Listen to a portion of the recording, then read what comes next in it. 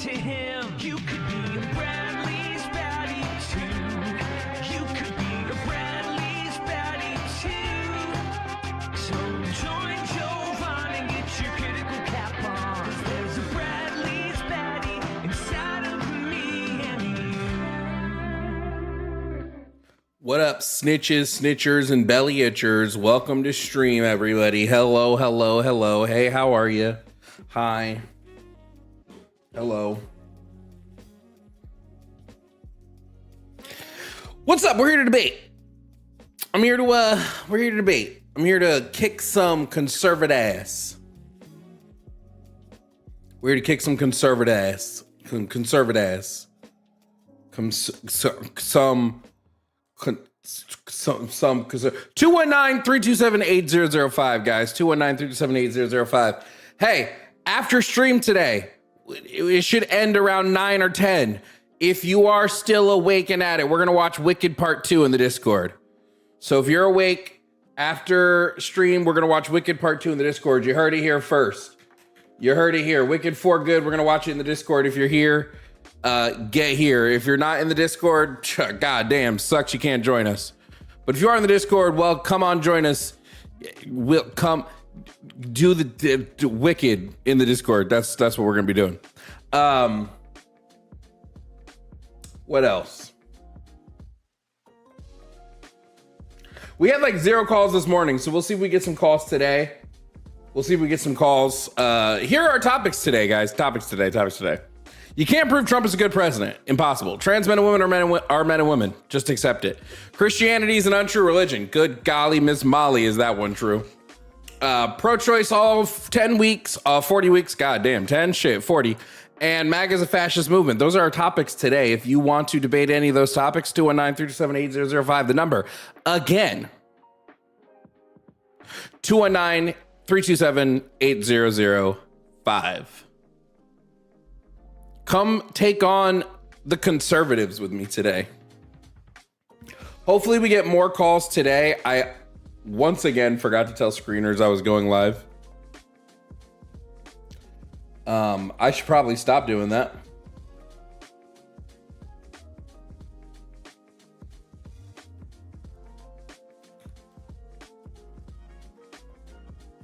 But we're here. What's up? How are we? I took a fat fucking nap today, bro. I was asleep most of the day.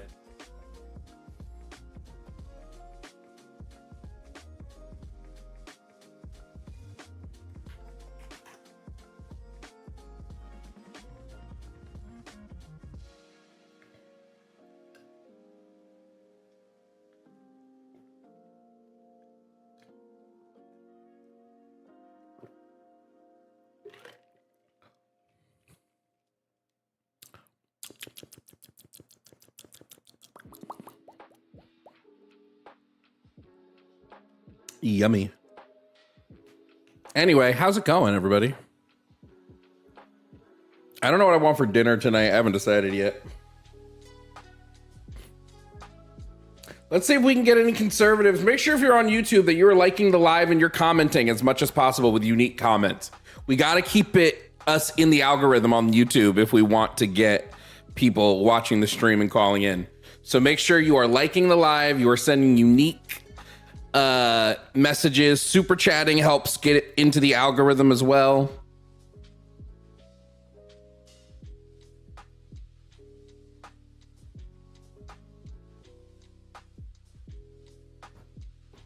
Yeah, you might not have gotten a notification today because it's the second time I've gone live, and sometimes YouTube and Twitch like to do that. I had one Baby Bell cheese does not a dinner make, my friend.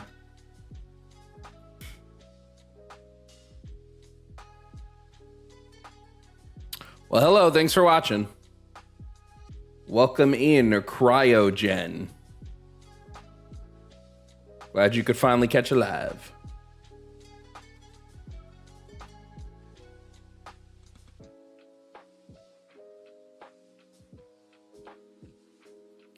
Introduce my conservative dad to your videos. Now I'm worried he's going to call in sometime. Hopefully he does.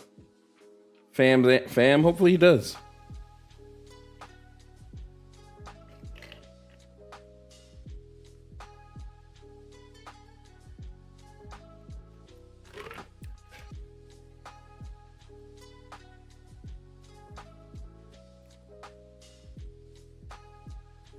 2 baby bell cheeses.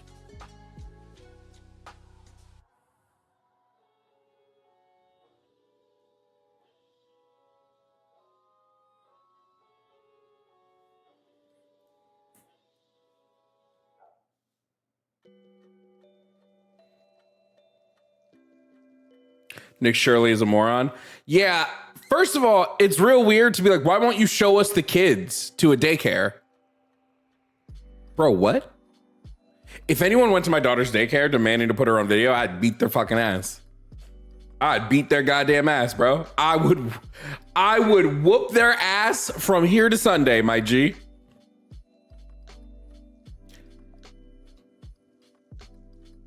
I don't give a fuck who you are. Kind of weird ass shit.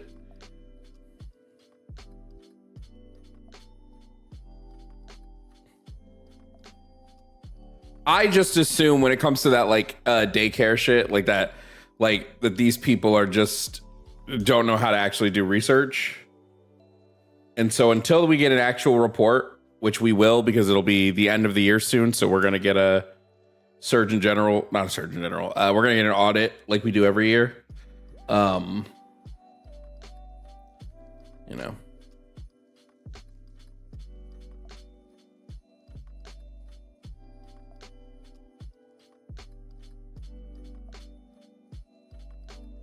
Tell you some shit I don't believe just because some random YouTuber says this is true.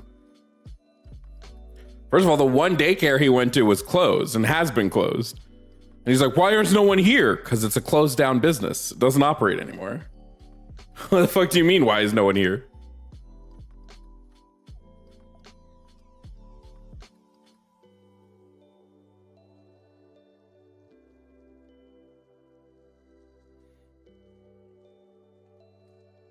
So annoying, dude.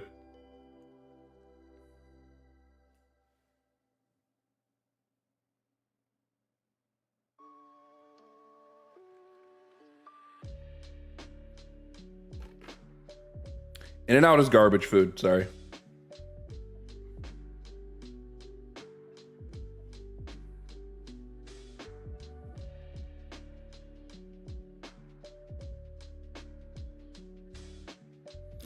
Iran declared war on us. Yep. No new wars, though, guys. No new wars.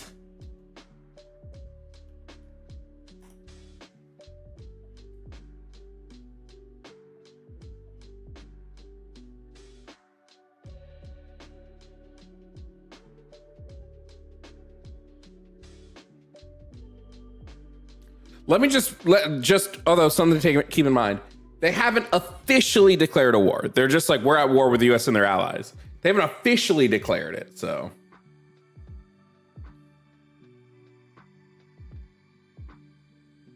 How about Taco Bell? Also trash. 219-327-8005. Don't be afraid to call in. Call in and debate if you feel like you can handle it.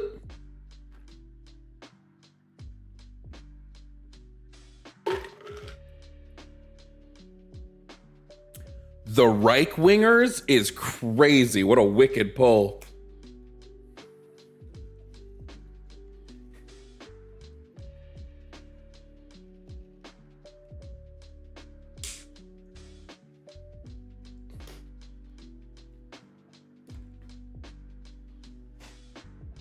Put you're on YouTube. Does that mean you're lying to me? Yes. 9 times out of 10. Just assume I'm making shit up.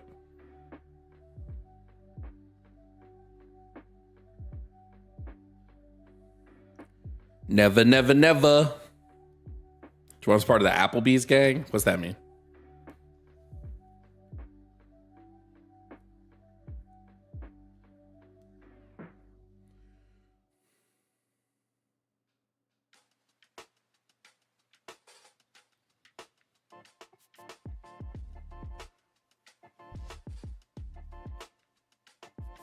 I've seen people in comments getting mad that Jimmy says redacted.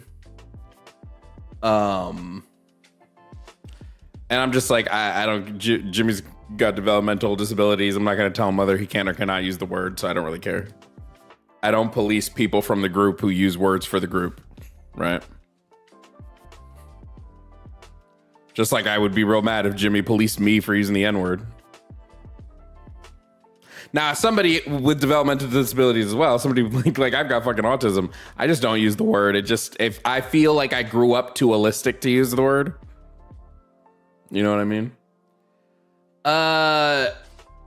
To the person calling Satanism a spirit, it's like, I don't really want to debate that. Sorry. It's not really it's not on my topic board. So it's not something I really want to talk about.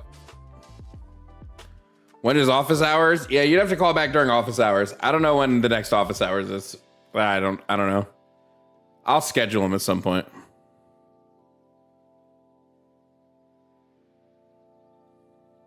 I did see another comment where somebody was mad that Jimmy was like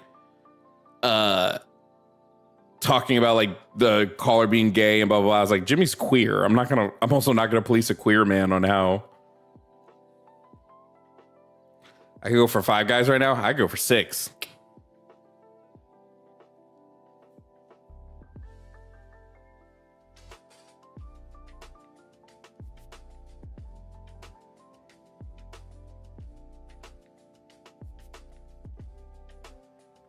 Will we have an Andrew call? Hopefully fucking not.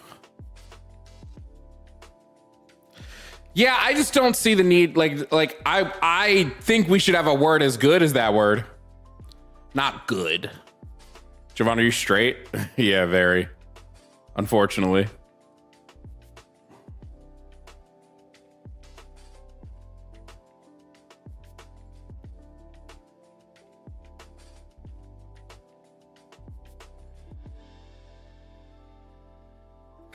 I think some people put the R word on a pedestal like the N word, and that I'm a little bit like, that. Don't do that.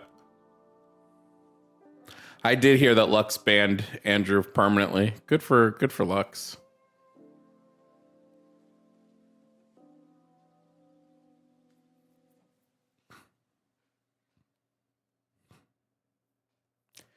I just need a word that hits the same when I want to call someone stupid. Because like old Jovan used to use the word all the time. Early 2000s, we used the word all the time. I think dumb fuck is becoming my dumb fuck hits.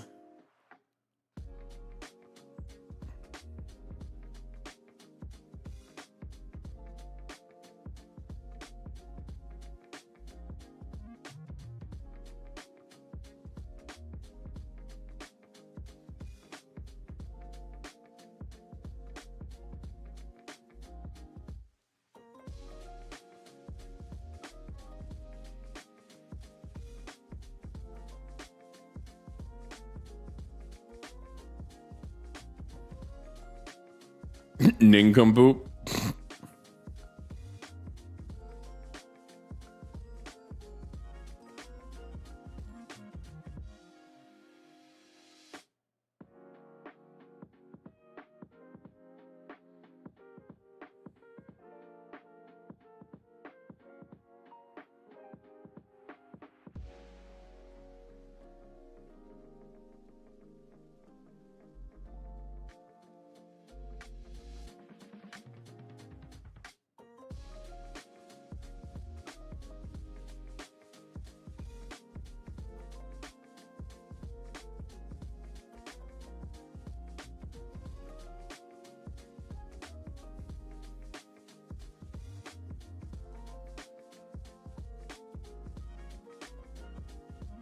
Yeah.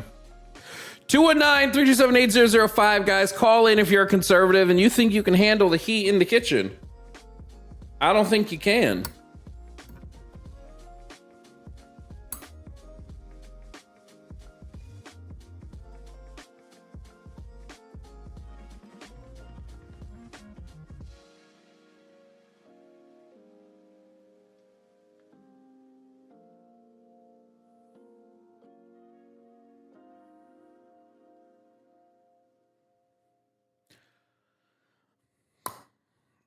Jack in the Box literally makes me sick. I had McDonald's the other day and it was like the most disgusting thing I ever ate. Which normally I'm fine with McDonald's, but something about it that time I was just like, this is fucking god awful. The best burgers I ever have, I make myself.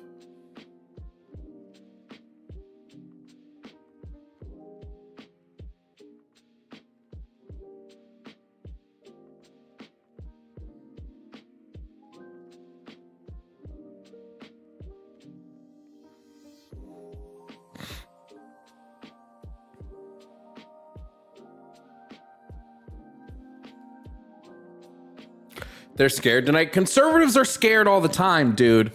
All the time.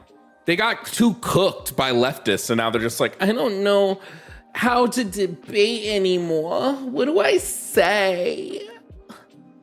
What do I say? I don't know.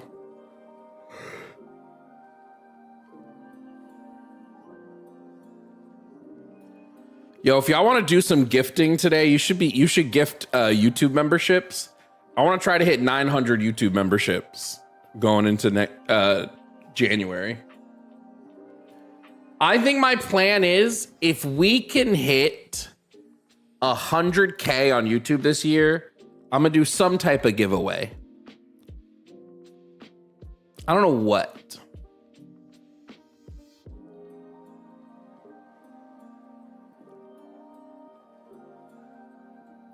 Don't engage with people that come in the chat. Either they call in or don't. Don't start chat debating. Either they call in to debate or we ignore them. That's my rule right now. It's like a college student bullying kids. It's not my fault that I could do a Switch. I could give away a Switch too if we hit 100K on YouTube for sure. I could give away a Switch too. We can get 100K subs. Absolutely, I could do that.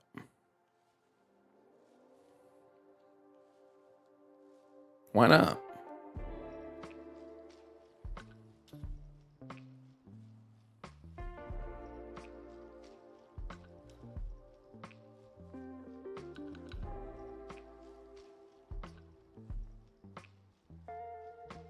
Why? Like, why not?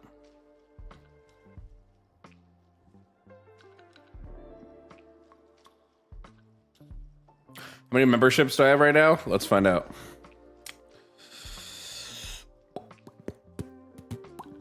$846.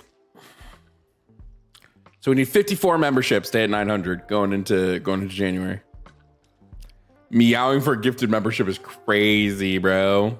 219-327-8005. Let's call in if you're not afraid. How nice would 100K channel members be? Bruh, I'd fucking buy a mansion.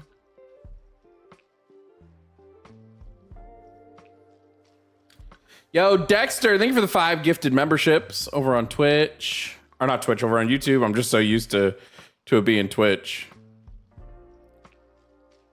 But thank you, friend.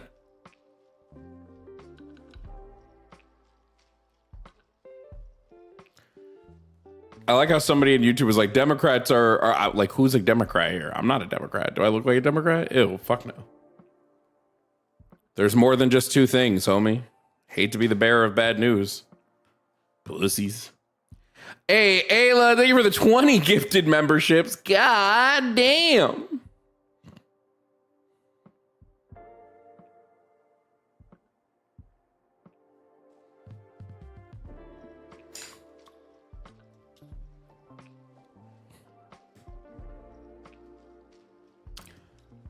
You should buy a car. I have a car. Probably fully pay it off, though.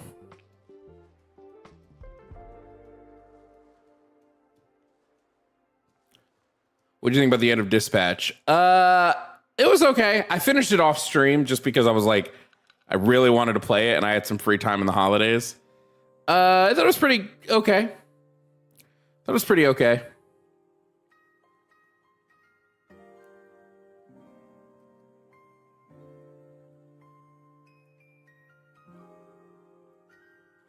Why can't it ever be a womansion? That's funny. Holy shit.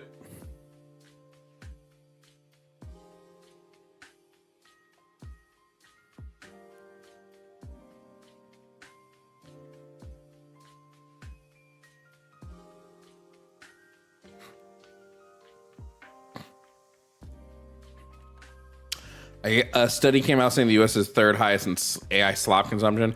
Bro, I was on Facebook Reels because I was like looking at the marketplace and then I like clicked over to the Reels for some reason. It's nothing but AI. It's nothing but AI.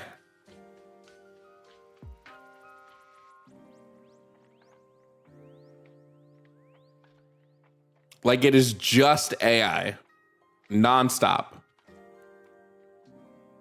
At some point, god damn.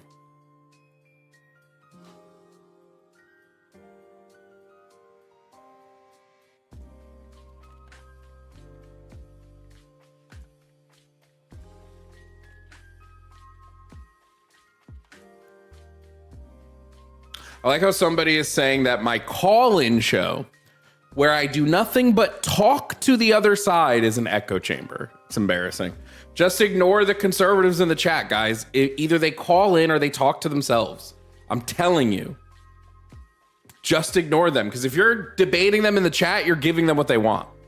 They want to debate without being able to call in, because they want to be able to have plausible deniability when you prove them wrong. No, force them to call in or tell them to shut the fuck up.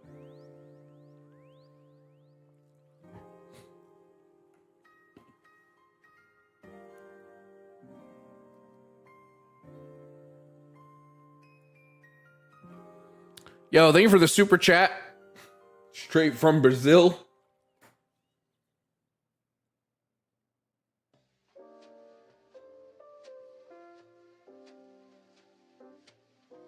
I need to just start showing the super chats like during stream.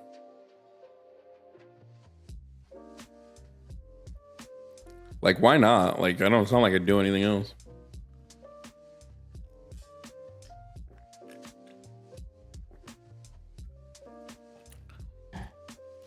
That's what I should make this other button. I should make it the super chat button. That would actually be way better.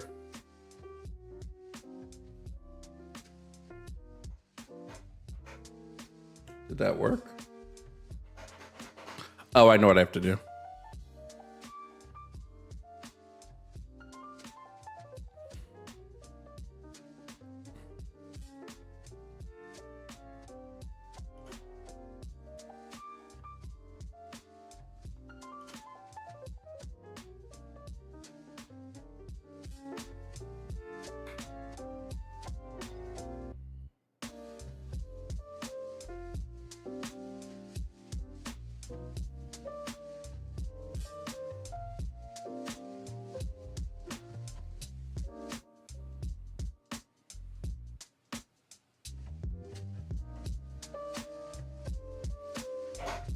Works. I can control super chats with my foot now. I can start showing super chats a bit more on screen when they're sent now. Did you miss any debating? Nope. Conservatives are too scared to call in right now. Z-Lina, thank you so much for the gifted subs. Or I'm sorry, the gifted memberships over on YouTube. Thank you. So your brother is conservative? Most of my brothers are conservative, yeah. Danny Nerdnick said, have you played Octopath Zero yet? Nope. Don't even know what that is. Should I have played it? Never heard of it.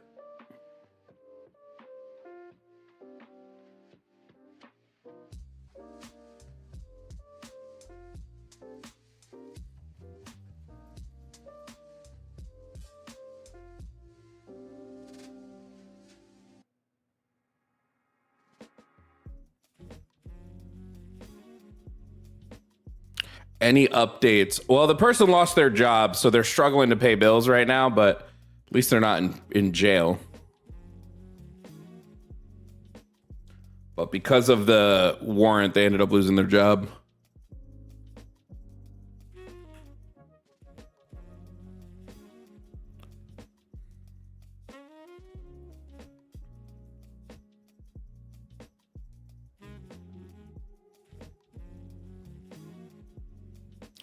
Have you considered showing small clips from previous streams while there's a lull? No, haven't really thought of it. Ayla Ursus, thank you for 10 more gifted memberships. That definitely... How much were we at? That gets us, that puts us close to that 900 realm. Do you have any more good book recommendations? Depends on what you... What type you're looking for.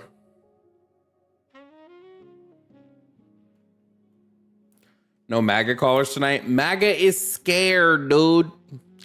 I don't know how many more to hit 900 because YouTube doesn't tell you. I was at 846, or actually no, I lied. I was at 846 and we got 46. So you do the math. That means we're at 892, so 8 more and we'll hit 900 memberships.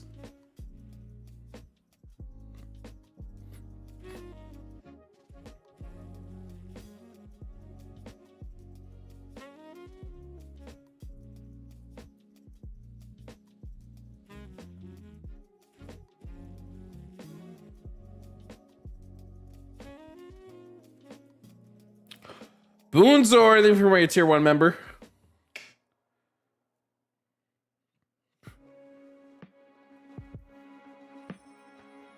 How do I gift a membership? Couldn't tell you. No idea.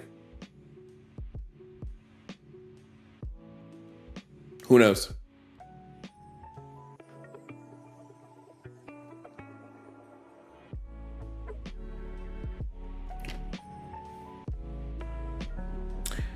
Katie, thank you for the 5 gifted memberships.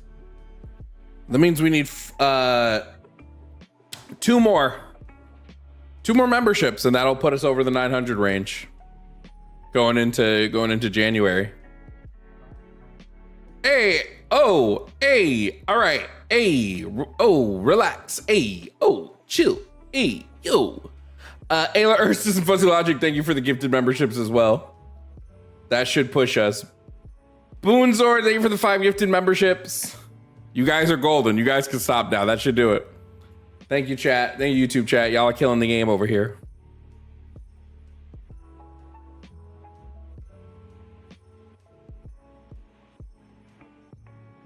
True W's.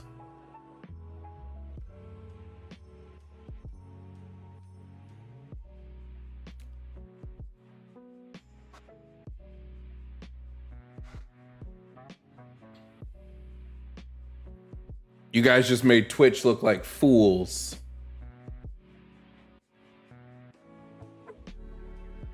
YouTube always wins. I don't say Twitch, you be slacking. You be letting YouTube kick your ass. MJ or LeBron? MJ.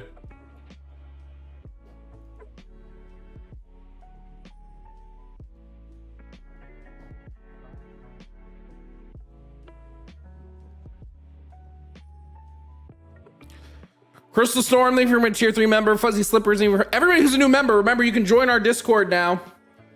Join the Discord because we're gonna watch Wicked for good tonight in the Discord. So get in the Discord because we're gonna be watching Wicked.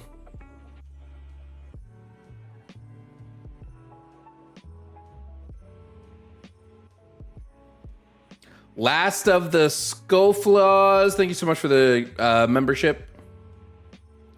Myron Gaines has 2K viewers right now. Who gives a fuck about Myron Gaines, bro? Who gives 2 shits? I could fucking care less. Oh, wow. I give a fuck about Myron Gaines? God damn. Why do I care about stupid people?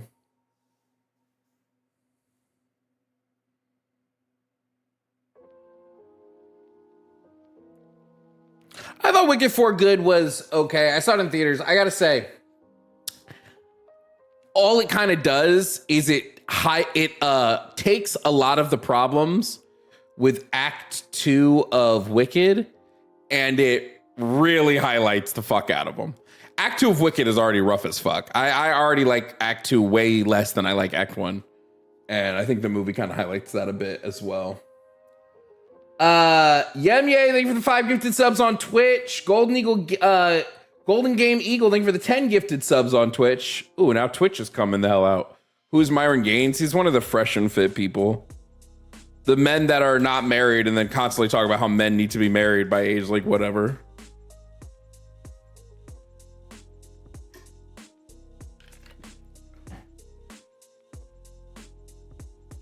No, Part 2 of Wicked is just always rough. Act 2 of Wicked's always rough.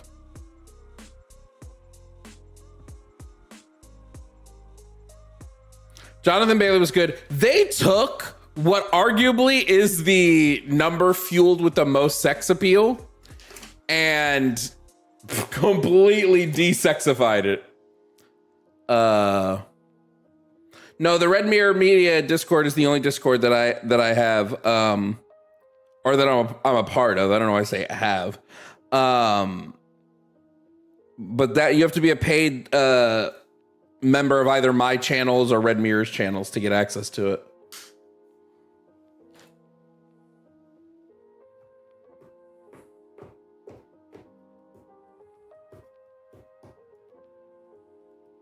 Who's the dude that crashed out when the chick pointed out his wife has 3 baby daddies? That's Andrew Wilson.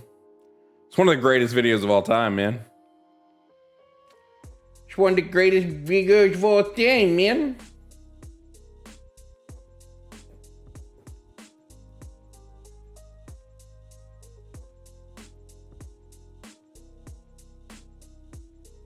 Sorry for what?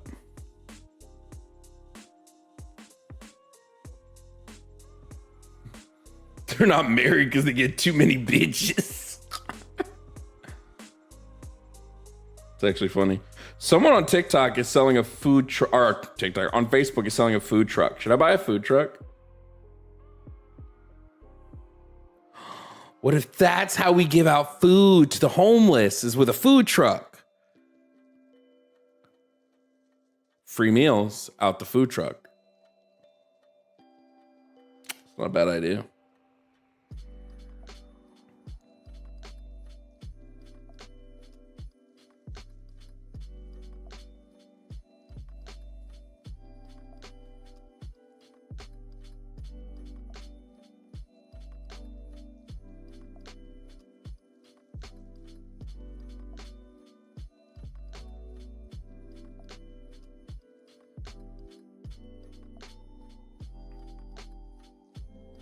Do I cook? I make a mean steak.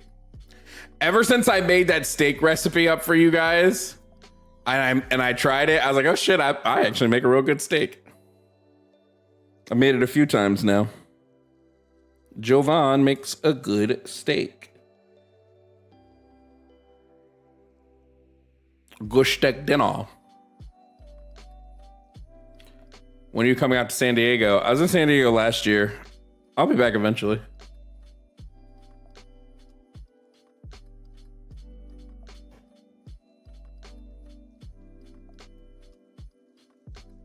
If I ran a food truck, it would be for waffles, and I would just sell waffles.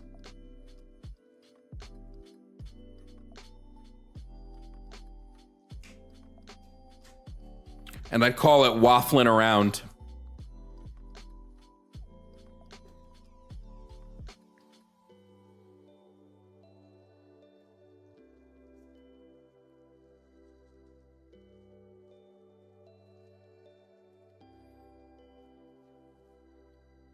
Come to LA eventually, if I have a reason to be there.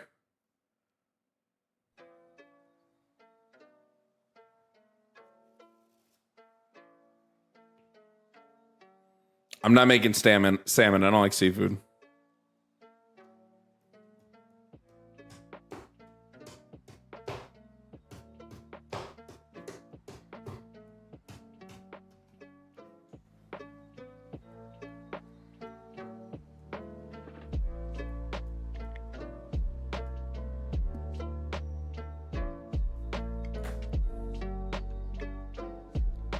We'd sell all type of waffles: blueberry waffles, strawberry waffles, pumpkin waffles, chicken and waffles.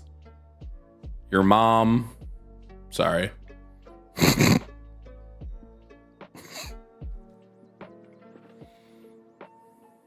That was kind of funny.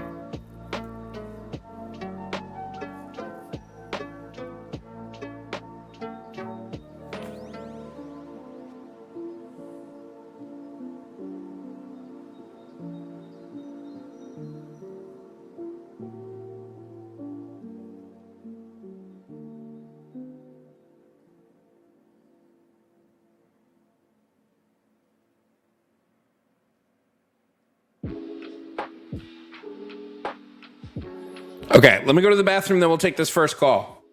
But I'm gonna piss my pants first. Then we'll take this first call as soon as I go pee pee.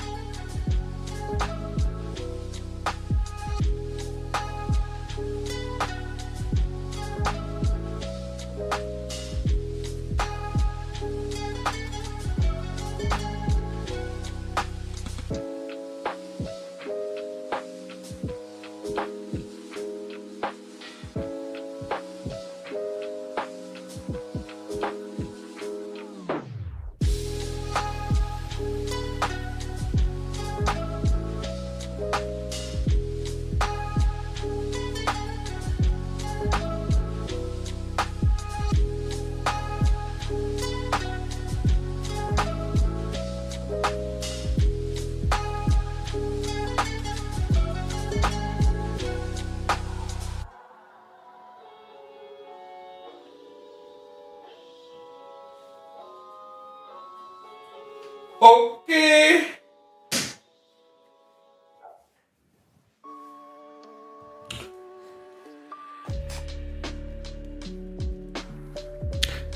Okay, you guys ready to get into this?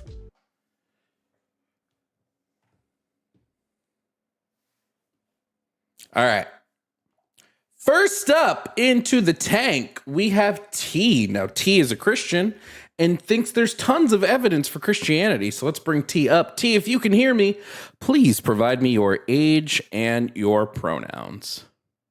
Hi, I'm 34, and my pronouns are he, him. Okay, now T, you're telling me there is a lot of evidence for Christianity. Is that correct? I believe so. Okay, what is that evidence? Well, I believe that it's pretty evident, at the very least, if it's not the Judeo-Christian God, that there is a higher power. I think that there's just a little bit too much for things to be coincidentally, even the creator of the Big Bang Theory, was a Christian. He was using it as an explanation for how the creation myth could align with science, Well, the Big Bang Theory, the Big Bang isn't the creation of the universe, though. What do you mean? It's just the creation of the observable universe. Yeah, The universe exactly. still existed prior to the Big Bang. The universe existed prior to the Big Bang. Okay. The matter, like all the matter of the universe existed prior to it. Okay. So where do you believe that came from? I don't have or do you think that it's just an eternal concept? I think the universe has been a constant. I don't think it ever was created. Okay. I think it's just always been. Okay. So I'm sorry. I'm just trying to establish the framework of where we're going, But what is me? Hold on, but just real quick, my belief in that doesn't mean wouldn't tell me whether or not you have evidence for God. So far, you haven't given any evidence for him. Okay. So my thought is that there has to have been something prior, I don't think that physics based off of the observable universe that we have, that we exist in, right? Why would the something prior be the Christian God? So we have to establish whether or not there was a higher power before we can get to the specificity of the Christian God, right? Sure, I don't think there's any evidence of there being a higher power. I don't think the universe has any intention or design or anything like that. Okay, so I believe that it does, and I think that there are just too many functioning pieces of the universe that work together, that just so happen to work together, that just so happen to create life, that just so happen Like to do what? this, for that to have been coincidental. Such as? I mean, the existence of life here on Earth existing the way that it does, like everything, all of the moving parts, even to the point of us getting to have this conversation, right? I believe that there's just too many coincidences for all of it to have happened, for there not to have been at least some level of design, you know? So you're just arguing that because you believe that what about, so you believe that the design is intelligent in that it was designed Yes. with a purpose? Yes, I do. Okay, why was it designed so poorly? What do you think is poorly designed? Well, we can't exist unless the conditions on Earth are like literally perfect.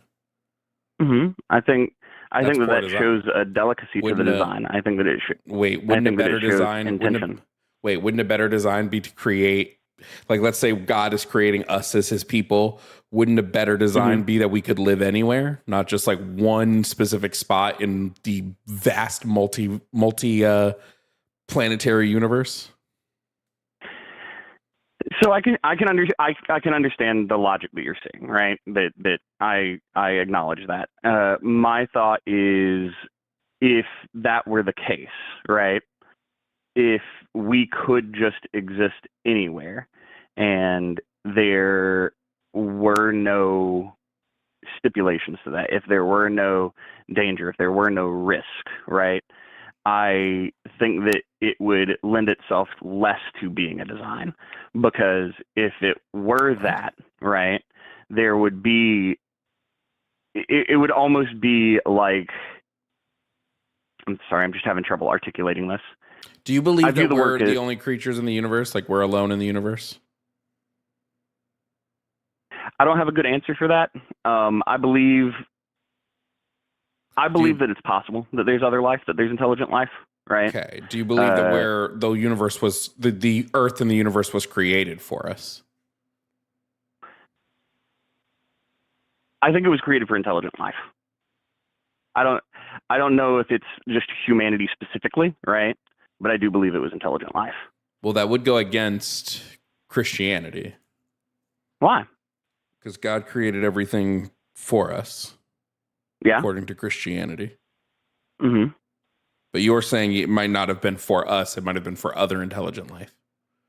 I would say that against what Christianity teaches. I'm sorry. I was saying that goes directly against what Christianity teaches. I don't think it does. I think that Christianity says that God made people in his image. I think that you can extrapolate out from that. If there's other intelligent life in the universe, that would also be considered people. I think that you can sublimate people with intelligent life. I think that those are synonymous terms. So God didn't make us in his image. He just made any intelligent life in his image. Yeah. I think that the aspect of being intelligent life is to be made in God's image. So pigs were made in God's image. I don't think that pigs are intelligent life. Pigs are absolutely intelligent. They're as intelligent as toddlers.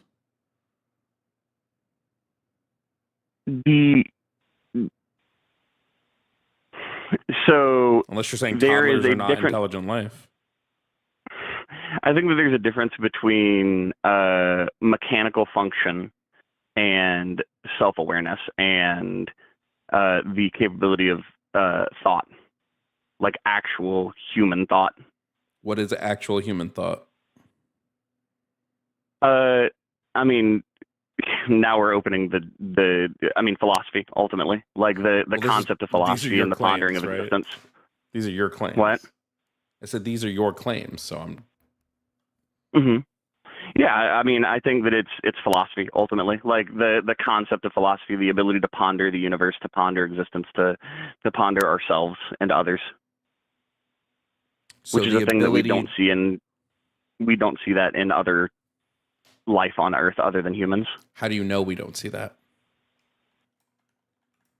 I mean, I guess you could make the argument that other creatures haven't advanced to the point to where they could express themselves in that way, but we haven't seen any evidence of it.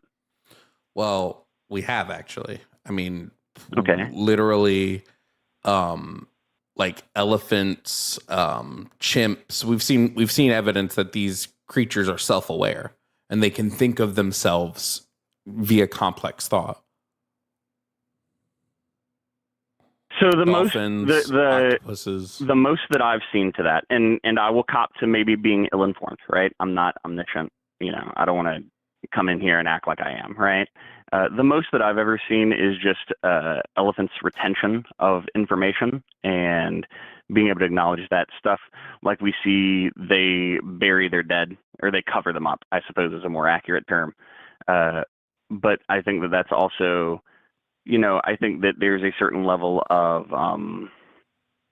what's the word I'm looking for, where you assign human traits to something. I can't think of the anthropomorphization. I think that there's a certain level of that happens with stuff like that, where that is the elephants operating off of thousands of years of instinct, that have been ingrained into them to cover their dead, to prevent the spread of disease, I don't think that necessarily reflects philosophical thought of, this is a dead, we should mourn them and we should bury them as a act of sacredness, like we do with humans who we have funeral proceedings for, Okay, what are you? So you're making the claim. Let me just confirm. So you're still making the claim that like the universe was created. It was created for us with an intention, with a design. Mm-hmm. And your evidence of this is just look at the universe. Obviously, it was made this way. So that's the first layer of it, of confirming that there's an intelligent design, because I think that if we can't start with intelligent design, then everything else that's after that is pointless, right? I'm just confused. When you say intelligent design, what do you mean specifically? I believe that there is a creator that created the universe. I think that there is a creator that exists outside of the realm of physics and reality as we know it, that created the universe, that functions on those laws. And I personally believe that to be the Judeo-Christian God. I'm just trying to confirm here. You think intelligently, though, that the universe was designed with a specific purpose, and a purpose that is, how do I phrase, like, it was designed in such a way that, like, I guess I just keep saying intelligent, and you believe intelligently. You believe that the design of the universe is absolutely intelligently. Like, with intention, is that kind of like where you're going? I'm not even worried so much about intention, right? Mm-hmm. It just seems like we're making claims that don't fit with what we know about a lot of the universe. Okay. So I do believe in the concept of intelligent design. I do believe that a creator created the universe for a purpose. Yeah, but with what evidence? Well, as I stated previously, I think that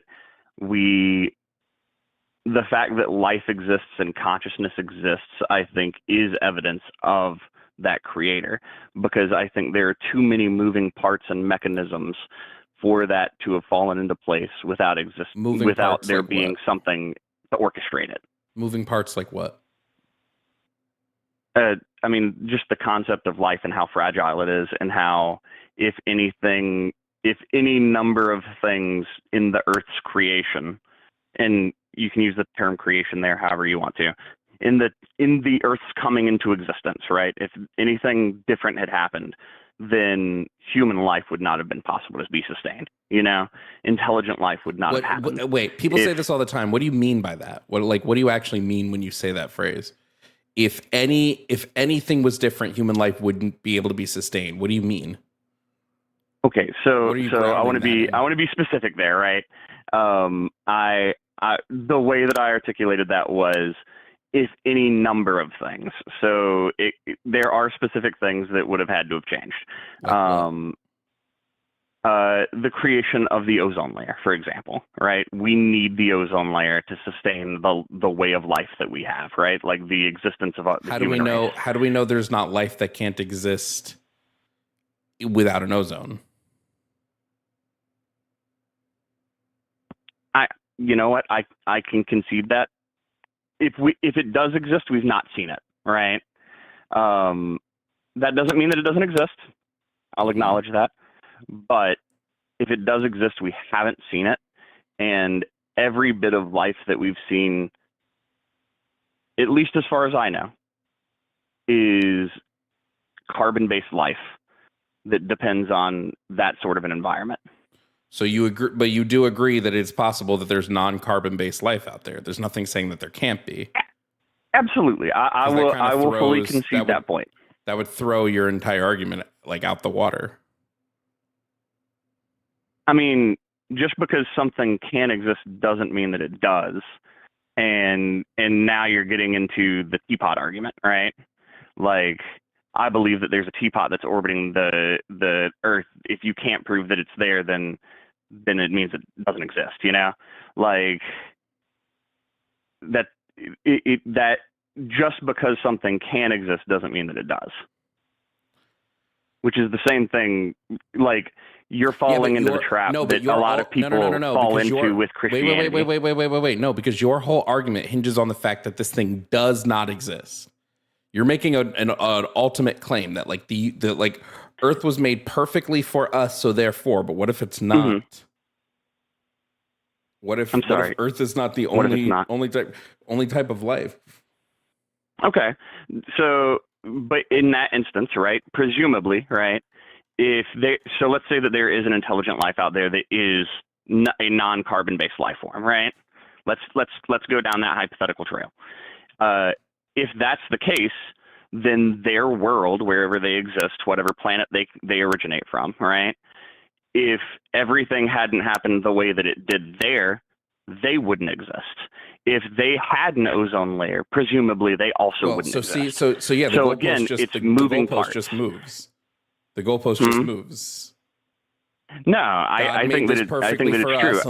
Unless we're not the only ones, then he also made it perfectly for anything else. So you can never be wrong. I think that the, how do I want to articulate this?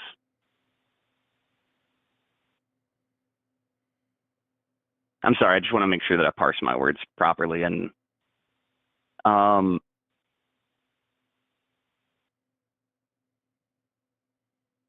I think that even within that statement, there is a precision, right? What? I think that intelligent life existing is the evidence of a higher power. Because if there, again, it is the precision of the moving parts that exists. Everything has to be stabilized. And so for us, for our existence, in that, precise? Hold on. I'm sorry. For our existence, Earth had to exist the way that it does with the ozone layer and many other parts. And we had to come into existence on that planet. If the chain of evolution had started anywhere else, we wouldn't have ended up with intelligent life on this planet. Just like if there were intelligent life on a non-carbon based life form planet, right? If that chain of evolution had tried to start on any other planet, likely that would not have come to fruition as well. I don't think the existence of non-carbon based life disproves intelligent design. I think if anything, it would prove it more because it shows that there are more moving parts that can exist and can fall into place perfectly for intelligent life to come from that, right? Well, no, what I believe disproves intelligent design, at least in the case that you're bringing it up, is what about the fact that like there's tons of places on Earth that are not hospitable to us. We keep saying like Earth, but Earth is not hospitable to people like very well. I mean, I think a lot of it is. A lot of it's not. Obviously, we have things like the mountain of Siberia where it's like negative 150 sometimes, and then we have the Saharan desert, which is the opposite end of the spectrum, right? But I think like a lot of the earth is hospitable to humanity. The bulk of the earth is water. Literally, like 95% of the globe is not hospitable to us. We would not survive. And if one thing changes, we die. And we've seen this. We've seen evolution events. You don't think that lends itself to an intricate machine that's moving in perfect tandem? No, I think that lends itself to a lot of coincidences. Okay, so I suppose that we just have a fundamental disagreement on that. I think that it takes a lot more faith to believe in billions of coincidences lining up than it does to believe in an intelligent design that to believe in billions of coincidences lining up over billions of years. I don't think that takes a lot of faith at all. I think it does. I think it does to the point that, and again, this may be just an ideological difference and a difference of view, but I can respect that. And I don't mean any insult to that. Like, I don't mean any offense to you by that. That's fine. I'm just asking you how. What do you mean how? I mean how? How does it take more faith? Yes. I think that there are billions of things that had to happen for us to be having this conversation right now. So, and how does there being billions of things having to happen? How does that prove a God? It doesn't. It just proves that there were billions of things that had to happen. How even further does it prove a Christian God? So I think, so before we prove that there is a Christian God, we have to prove that there is a God. Right? Would you agree with that logic? No. We can just operate under the assumption that you believe there is a God and he is Christian. And then we can talk about how he is Christian. Okay. I believe that it makes logical sense to work from the bottom up, but personally, I believe that it makes more sense to prove that there is a God before you try to get into the specifics of which God it is, right? Personally, I think that makes more logical sense because I think that it makes sense to start at an origin point. Yeah, no, I think it doesn't matter one way or another whether you do or don't. Okay. Well, let's even assume that it is. We start from the point of Judeo-Christian God. Okay, fine. I do believe that there are billions of things that are having to happen, and I think that it makes more sense from like a statistics and probability standpoint to think that there is something influencing those things happening rather than just them happening in a bucket. You know, I think that it doesn't make a lot of sense to think, I mean, I think it's a tired argument, but I think it's the same as the concept of a tornado going through a car lot and a car being disassembled and then reassembled. Like, how would this prove the Christian God, though? Okay.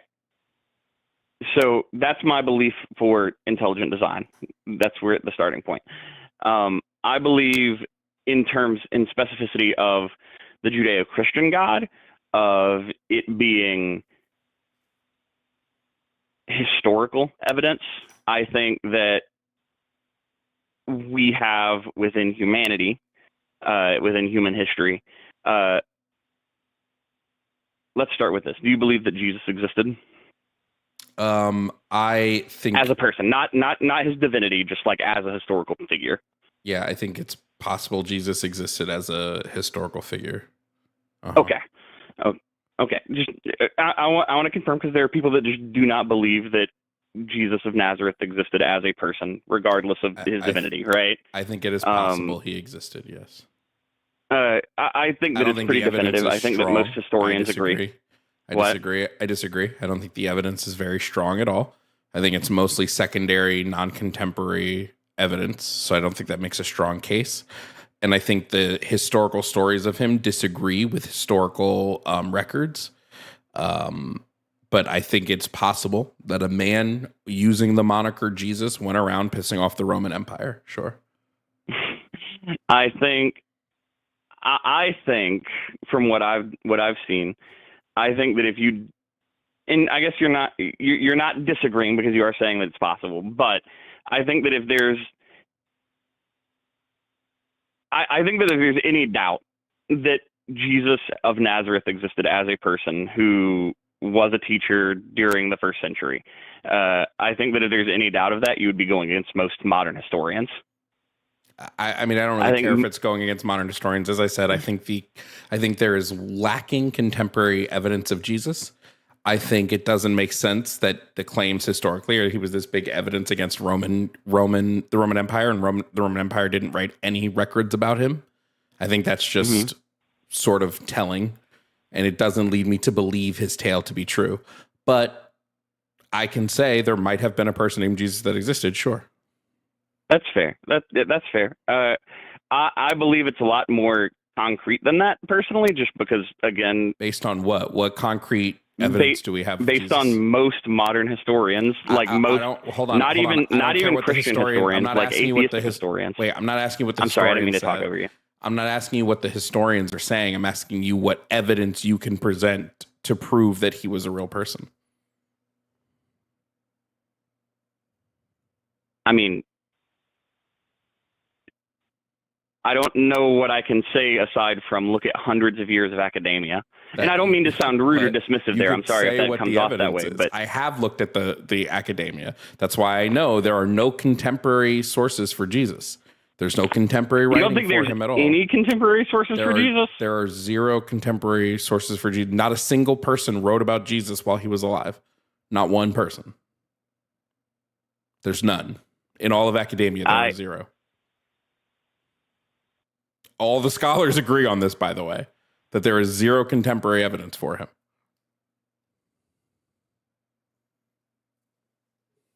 Maybe documentation has changed in the last 10 years since I went to college.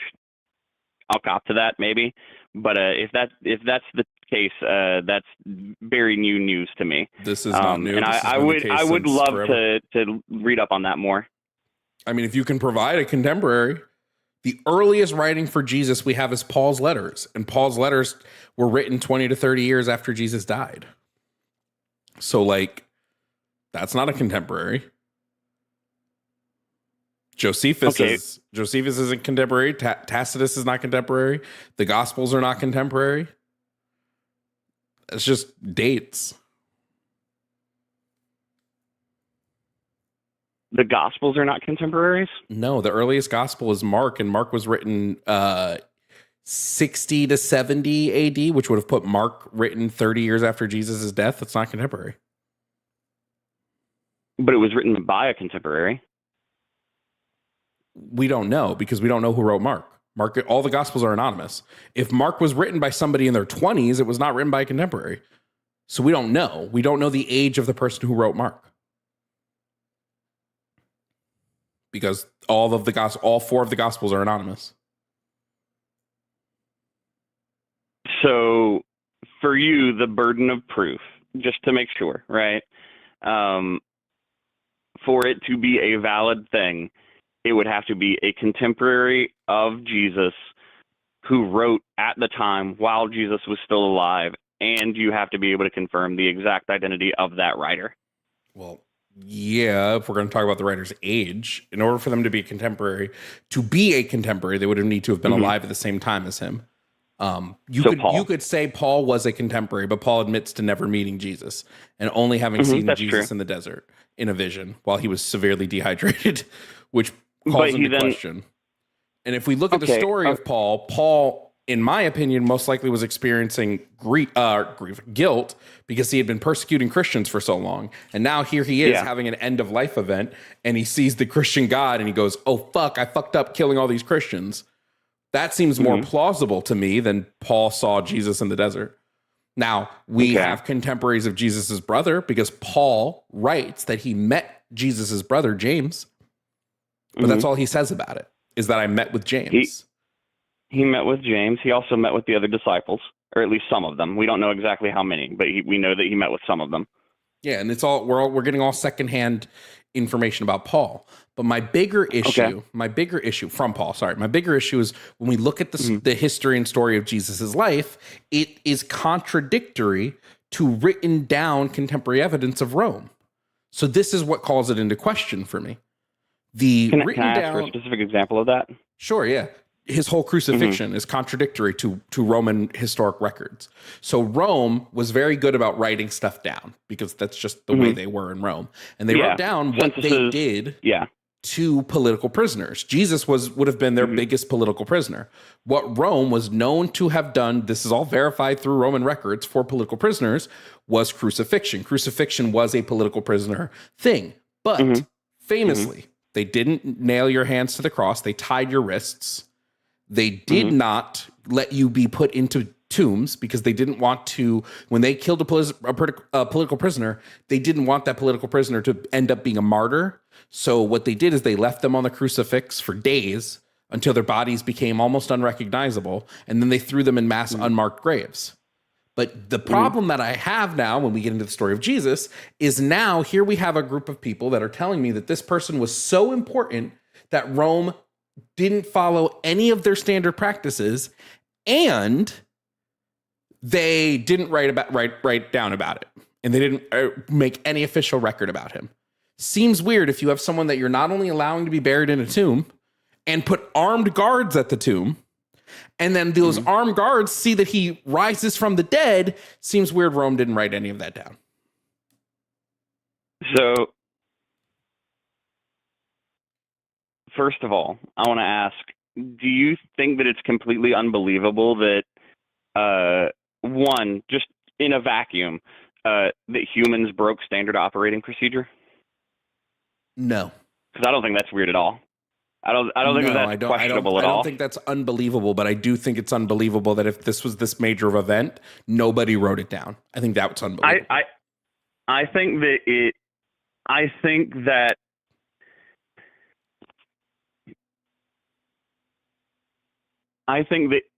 if Jesus is, how do I want to articulate this? I'm sorry. I think that if Jesus is the most important political prisoner of the time, which is what you purport, right? Well, it's not what I purport, it's what you guys purport. Well, when I say that, I'm saying that I'm using your phrasing there correctly, right? That's what you just said, right? Sure, yeah. If he is the most important political prisoner at the time, I think that it is very believable that they would do things a little bit differently. I think that because of suspicion around things, I think that it makes sense that they would want to keep track of his body, especially considering that there are literal prophecies about this guy raising from the dead and whatnot. I think that it makes sense that someone higher up would go, let's keep tabs on this body. Let's make sure that we know where this is going. Yeah, but if you're doing that, why are you not writing that down when they did that for so many other things? Even just a change in like again, Romans were very good about writing stuff down. Especially whoever wrote that order. They're all about their paperwork. Whoever wrote that order would have had to have explained this to somebody higher up. We have none of that. Now it's possible something like that exists and we've never found it, but it seems kind of weird we haven't found it yet when we found evidence of Pontius Pilate existing. It seems weird we haven't found any of this other evidence. But so even if we're looking at the history of Rome, even if, like, let's say all of this aside, they did let him be thrown in a tomb. They did crucify him with nails in the hands. They did do what was said in 2 guards on there. Now your burden of proof shifts to something even larger, which is you have to now prove to me that Jesus rose from the dead, which is something we know is just not possible in humans. So now there's an even bigger leap of believability that I have with the story. And the truth of the resurrection is the true sticking point of faith within Christianity, right? So I understand that. I agree that is the biggest leap there, right? I think it's one, because here's the thing.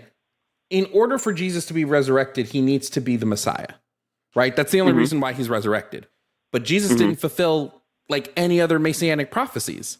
So why am I going to believe that he's the Messiah who's going to rise from the dead when he didn't fulfill any of the other prophecies? How did he not fulfill any other messianic prophecy? One of the messianic so he's supposed to have fulfilled all of them. That's the whole thing to be the Messiah. You fulfill all the messianic prophecies.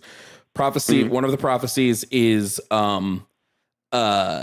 he will recall people from Israel from all corners of the earth. This is Isaiah, I want to say Isaiah 12:14.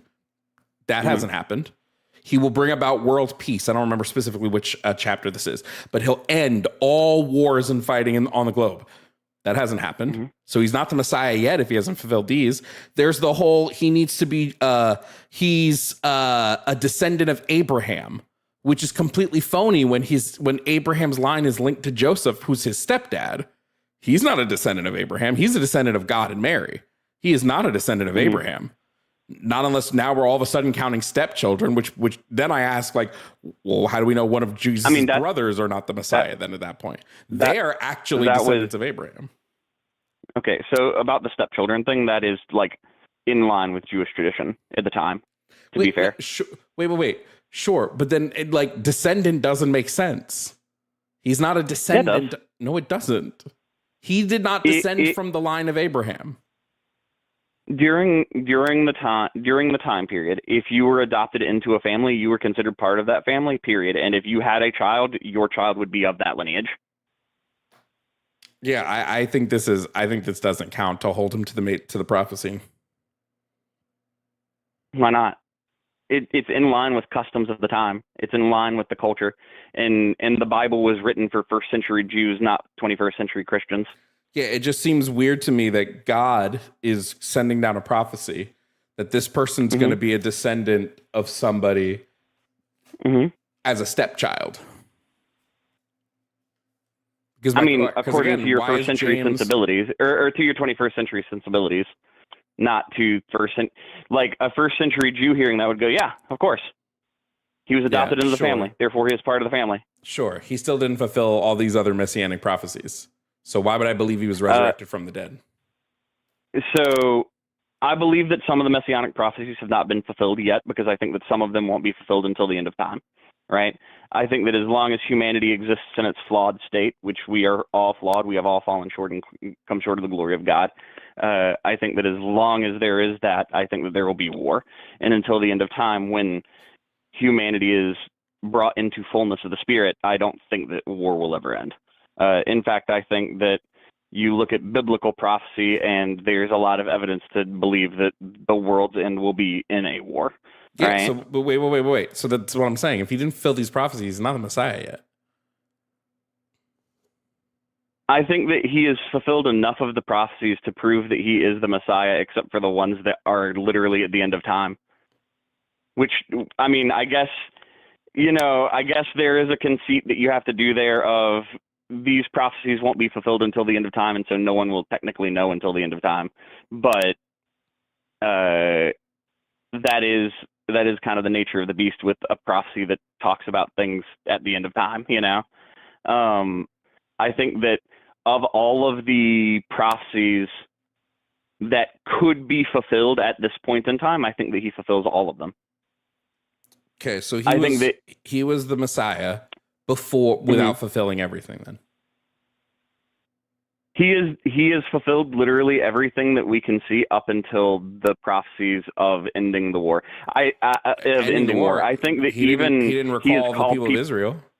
That hasn't happened. What'd you say? He didn't recall all the people of Israel. That doesn't happen. It's literally the Great Commission. That hasn't happened. No, Jesus laid down the Great Commission. That is in the Gospel of Matthew. All the people of Israel did not return from Israel. That didn't happen. He did. The prophecy was not that all of the people would come. It said that he would call them. Wait. No. Hold on. Let me pull it.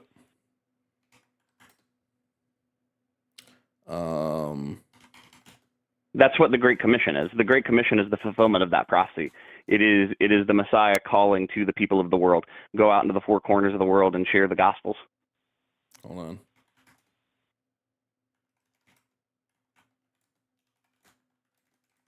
Unless you're talking about something else, in which case I'm sorry I misunderstood you.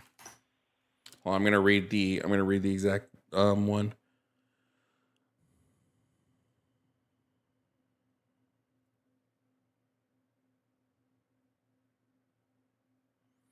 Let's do you care if I use the English standard version? I normally go for the New American Standard version, but English Standard should be fine. I can use whichever version you want. It doesn't matter. If you have the New American Standard, I believe it's the most accurate translation. And he will lift up a flag for the nations and assemble the banished ones of Israel, and will gather the dispersed of Judah from the four corners of the earth. He hasn't done this. It's not just he will call this the signal. It says he will assemble them.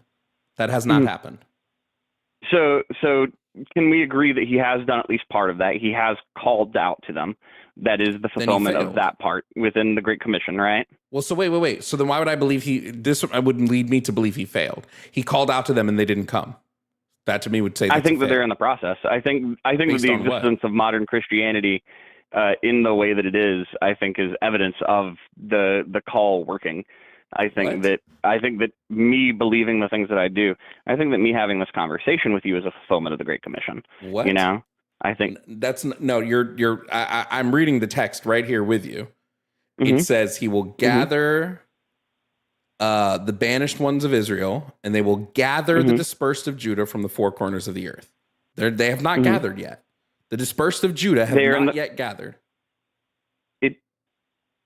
So if I call to you and tell you to come to me, are you here instantly when you agree to come to me?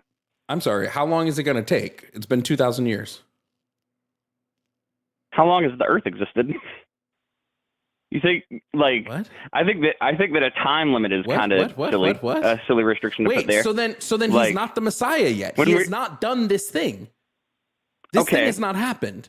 So what if wait. So what if there's somebody else who's like, yeah, I rose the signal. Why have they, and they didn't come for me? How do I know he's not the Messiah? Okay, it is the aggregate of all of the evidence. So that is one piece of the prophecy, right? We agree that this point that you're bringing up is shouldn't the Messiah fulfill all of the prophecies? So what? Shouldn't the Messiah be able to fulfill all prophecies? Yes, and my retort to this is exactly the same. So he's not the Messiah yet. He's not yet the Messiah because he was yet to fulfill all the prophecies. My argument is that Jesus has fulfilled more of these prophecies than any other person in human history. I don't care if he's fulfilled more. I don't care if he's fulfilled more. Hold on. No, but this goes against what we just agreed. You're talking over me. No, but T, you just agreed with me that Jesus as the Messiah should fulfill all of these prophecies. So I don't care if he's fulfilled more of them than somebody else. He hasn't fulfilled all of them. What I am saying is that he has fulfilled literally every single one of them that could be fulfilled at this point in history.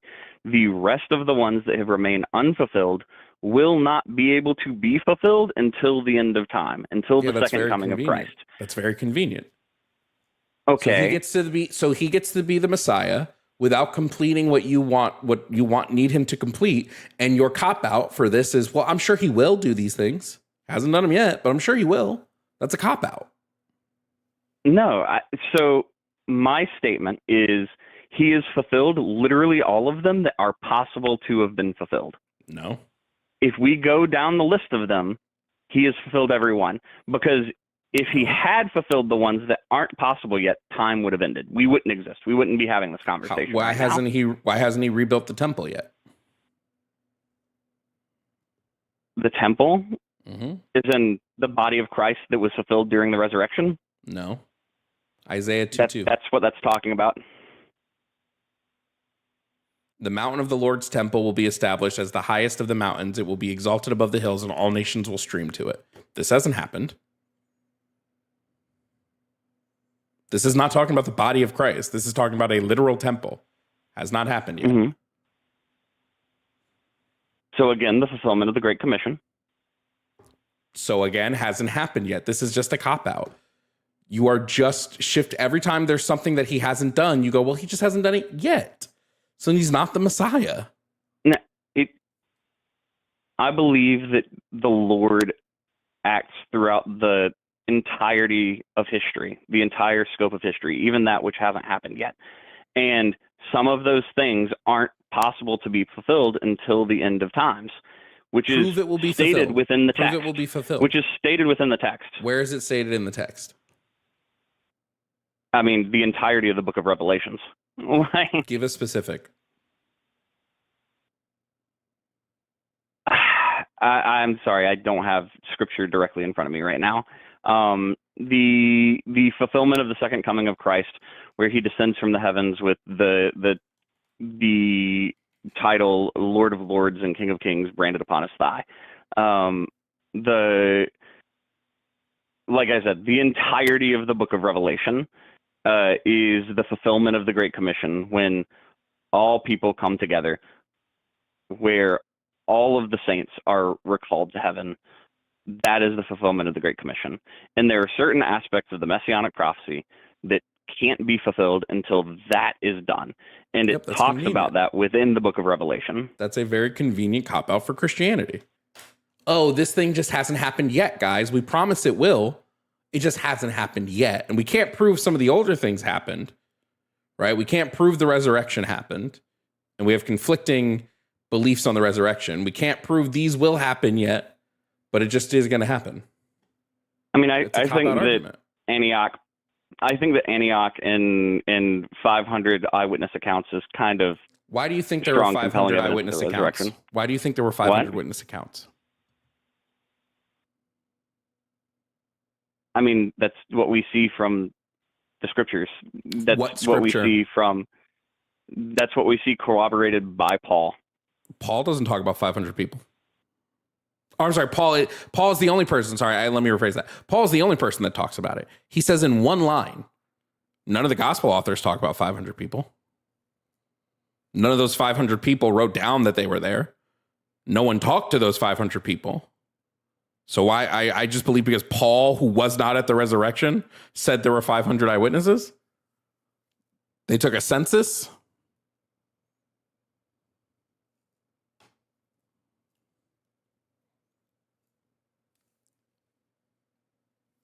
Okay. I'm sorry. It just sounds like you're getting really aggressive. I'm sorry. All right. Goodbye. Fucking what? See ya. What the fuck are you talking about?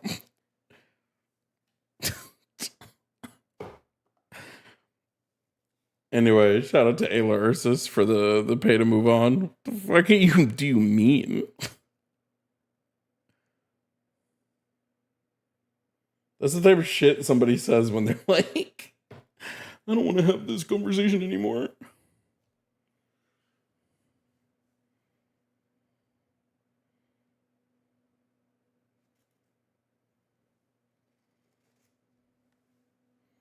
Like, I thought it was I thought we were having a good conversation.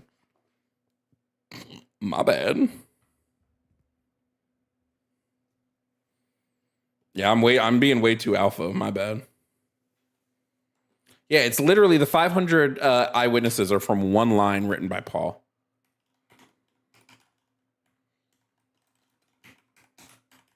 Some of the gospel authors say there were people there.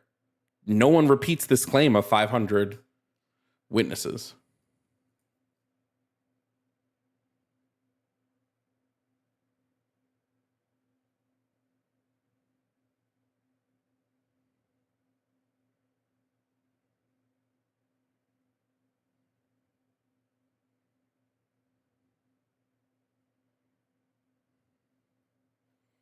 So I don't know. A single second-handed claim by Paul, evidence does not make. We'll take the next caller. Coming up next to the show, we have Damien. Damien's pro-life and wants to talk about abortion. So we'll find out what his stance is. Damien, if you can hear me, please provide me your age and pronouns. Hey, can you hear me? Yep. Yeah, my age is 19 and my pronouns are he, him. Okay, now Damien, you are pro-life, is that correct? Yeah, that's correct. Okay, Damien, what is the do you believe abortion should be illegal? Let me start there. Yeah, I believe abortion is impermissible. If it's okay with you, I wanted to do like more of an internal critique on your claim. Sure, go ahead. I can give my stance though, if you'd like. No, go nuts. Oh goodness. Okay, yeah. So I guess I'll start with the question of like, what is your argument that justifies a full-term abortion? Because I don't believe any human should be I'm forced okay to with keep. bodily autonomy, right? Yeah, I don't believe any human should be forced to keep another human inside of their body without express consent. Right. So I guess the question would be, when do you grant personhood in utero? Like, 24 weeks. when did you say? So if you're granting personhood, how does that permit it after 24 weeks? And Because you can still viability? take it out of you, whether it's a person or not. So you're saying you could justifiably kill a person Why do you have to in kill the it? sake of bodily autonomy?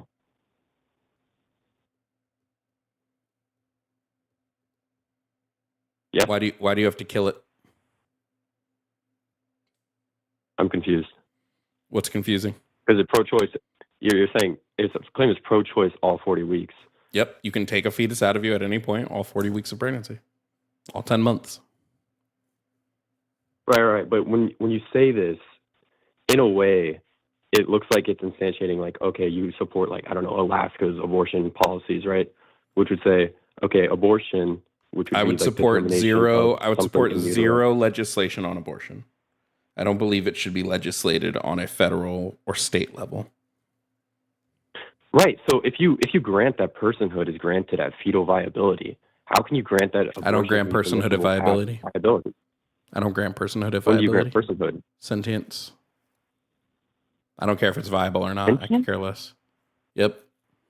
So even then, right? Like if we have sentience at like a thalamocortical connection or something, you'd still permit abortion because of this 40-week mark. Yes, because even Like, a sentient my- person can't unconsensually use the bodily resources of another sentient person. So you can still take it out of you. Why is that sufficient? Why is that sufficient justification for losing moral standing? Why is it? It's not losing moral standing. Well, yeah, you're granting that it's a person because it's sentient, right? And this person is now losing its intrinsic or like human right in the sense that it's What right human to life right would it? because- What again? Why do you have to kill it? You don't have to kill it. You just take it out.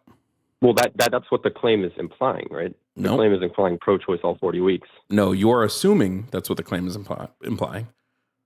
Pro-choice just means you don't have to be pregnant. You can end a pregnancy.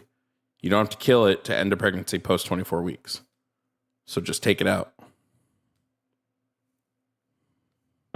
Okay.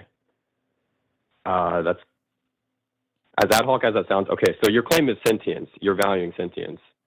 Sentience is when I would grant someone personhood, but even persons don't someone have the personhood to express where they can't right be to terminated. use.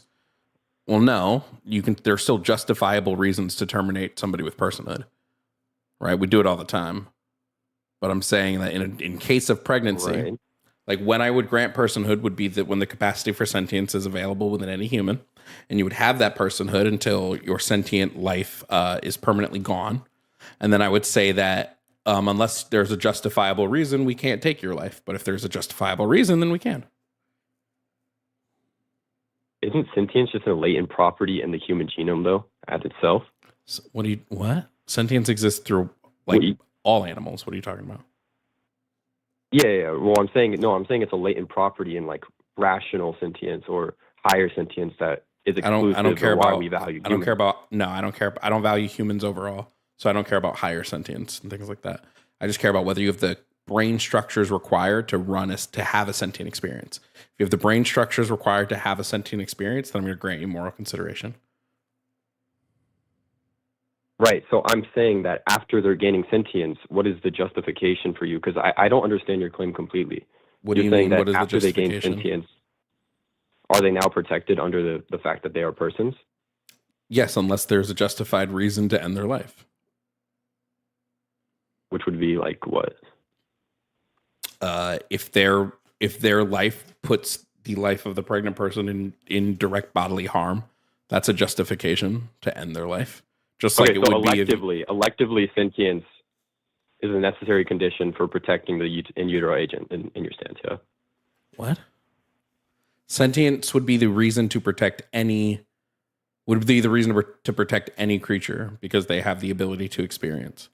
However, there are justified reasons to end sentient experiences. Okay, so my question would be, why is sentience a necessary condition for moral consideration? Because without sentience, you can't experience harm. But if you have an active ends towards rational experience, Doesn't matter. Without would that not sentience, you just can be no. Without sentience, you cannot experience harm. So there would be no reason to prioritize you over any other creature because you cannot experience harm. I would disagree, How can you experience harm when you cannot experience? because you can have a natural end. What does that mean? So, like, if you're intentionally frustrating a natural end, that would just be inducing harm. Absence of Wait, sentience. all you I mean, you all can you have a did was rational just essence. all you did was restate the position. What does that mean?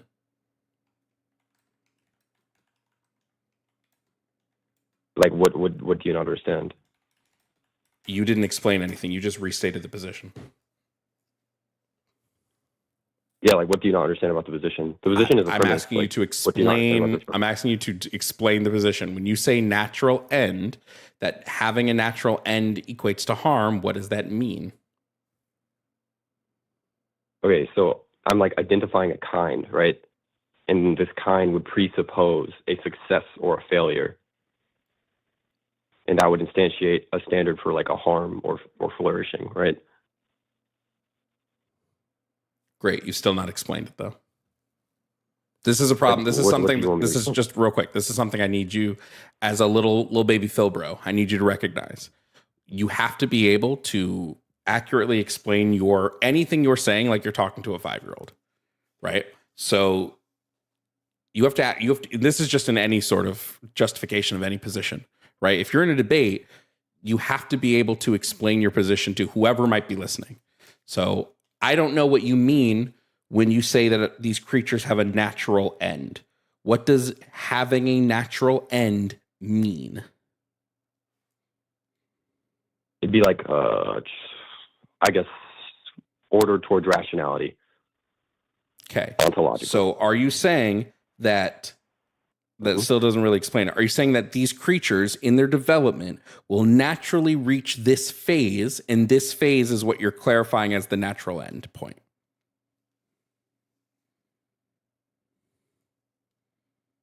Yeah. Great. You're just making an argument from like this is my not picking on you, but this is kind of my issue with Phil Browing is it would have just been easier if you were just like, yeah, they have potential to be X, right? You don't need to go through the rigmarole, like just say potential. It's everything you mean is preloaded in that word. But again, Yeah, but that would just be an is-ought. Like, if I don't explain why the justification But you is an didn't ought explain it. and why the ought. But friend, that's what I'm saying. You didn't explain it. Oh, okay. Well, I would say rational essence is the kind, which is presupposing the success or failure. And then with the success or failure, there's going to be an objective standard for a harm. Yeah, but how can Correct? I harm something that is not experiencing? There's no experience here. So what is the harm? That it's the harm is that it won't ever experience? Well, due to the rational essence. How is that a harm? How is that a harm, though? What are you defining when you say the word harm? What are you defining as harm? An impediment on flourishing. So just impeding on flourishing is harmful. Correct. And you hold this standard across the board. Yes. Okay. So, for example, you would agree that like building a house on top of an anthill would equate to harm because it's stopping the flourishing of a being. Not necessarily. Why not? What would be the I mean, safety breaker? I could say you're harming the ants, yeah, sure, but I'm not saying that that's equivocal to harming like a being with more rational essence, which I don't believe bugs have. Well, But if we're taking like a colloquial definition of harm, then yeah, sure, I'll say that's harming the ants. okay. So you believe it's worse to harm a being with a rational essence? Yeah, I'm not like a vegan at all. Mm-hmm. And how do you know human beings have a rational essence?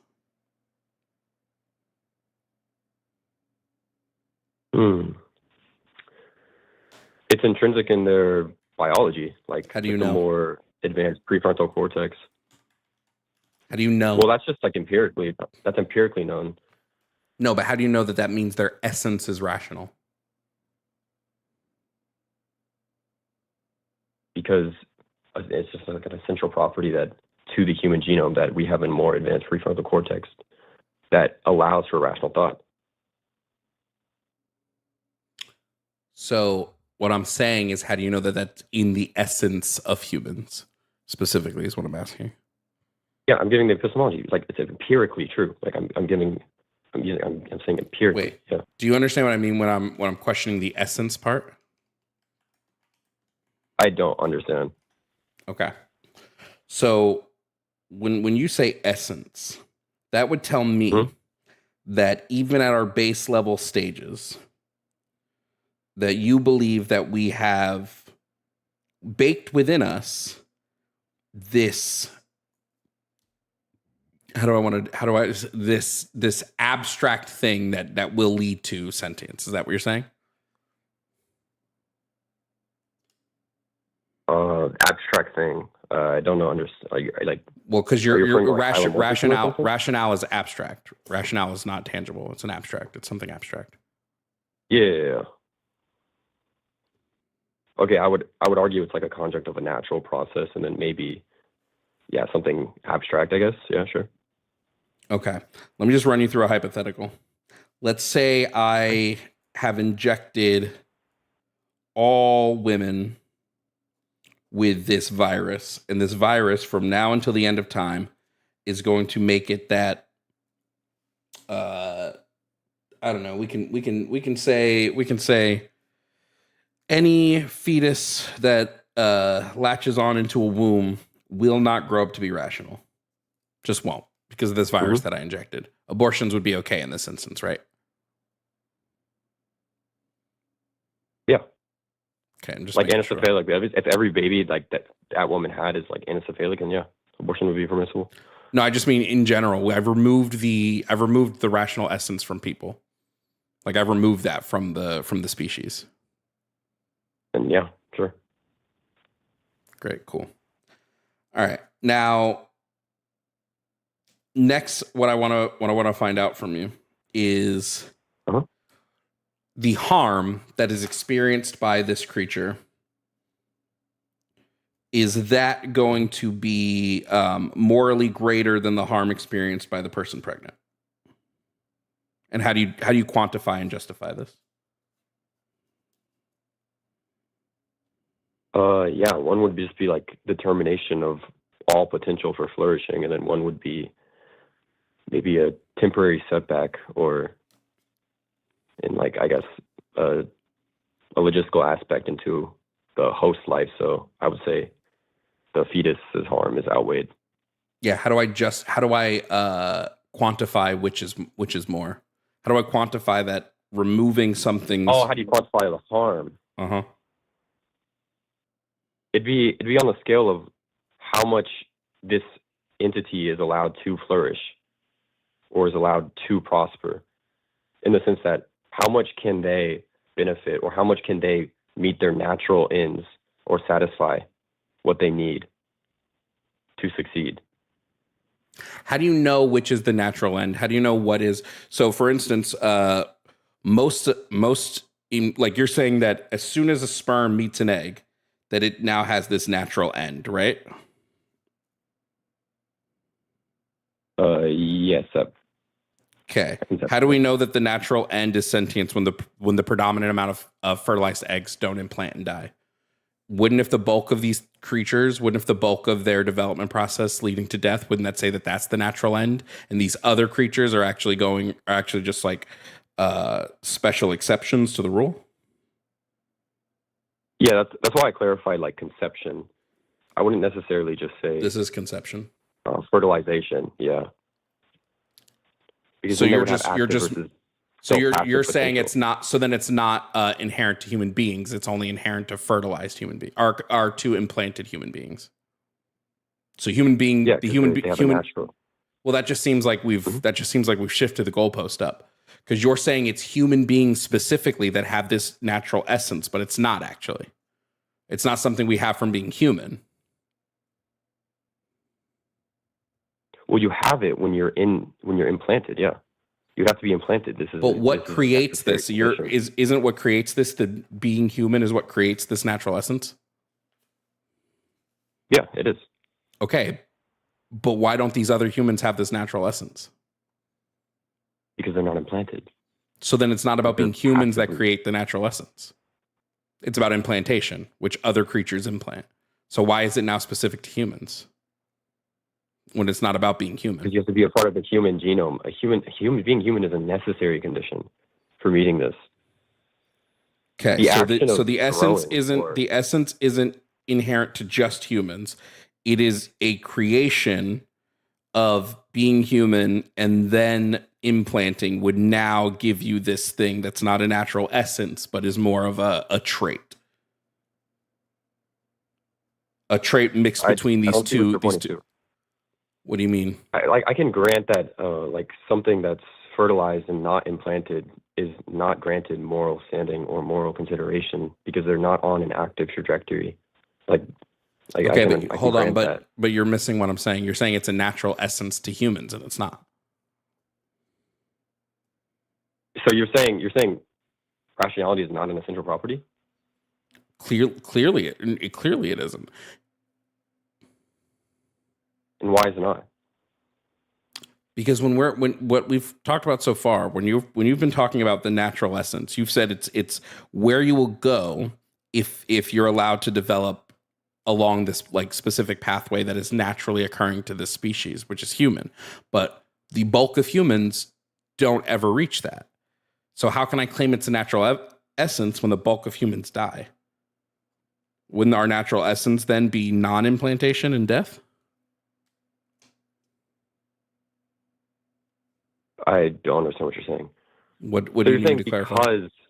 because some humans, or because maybe even a majority, are knocked off their natural trajectory, that therefore instantiates that this is no longer an essential property?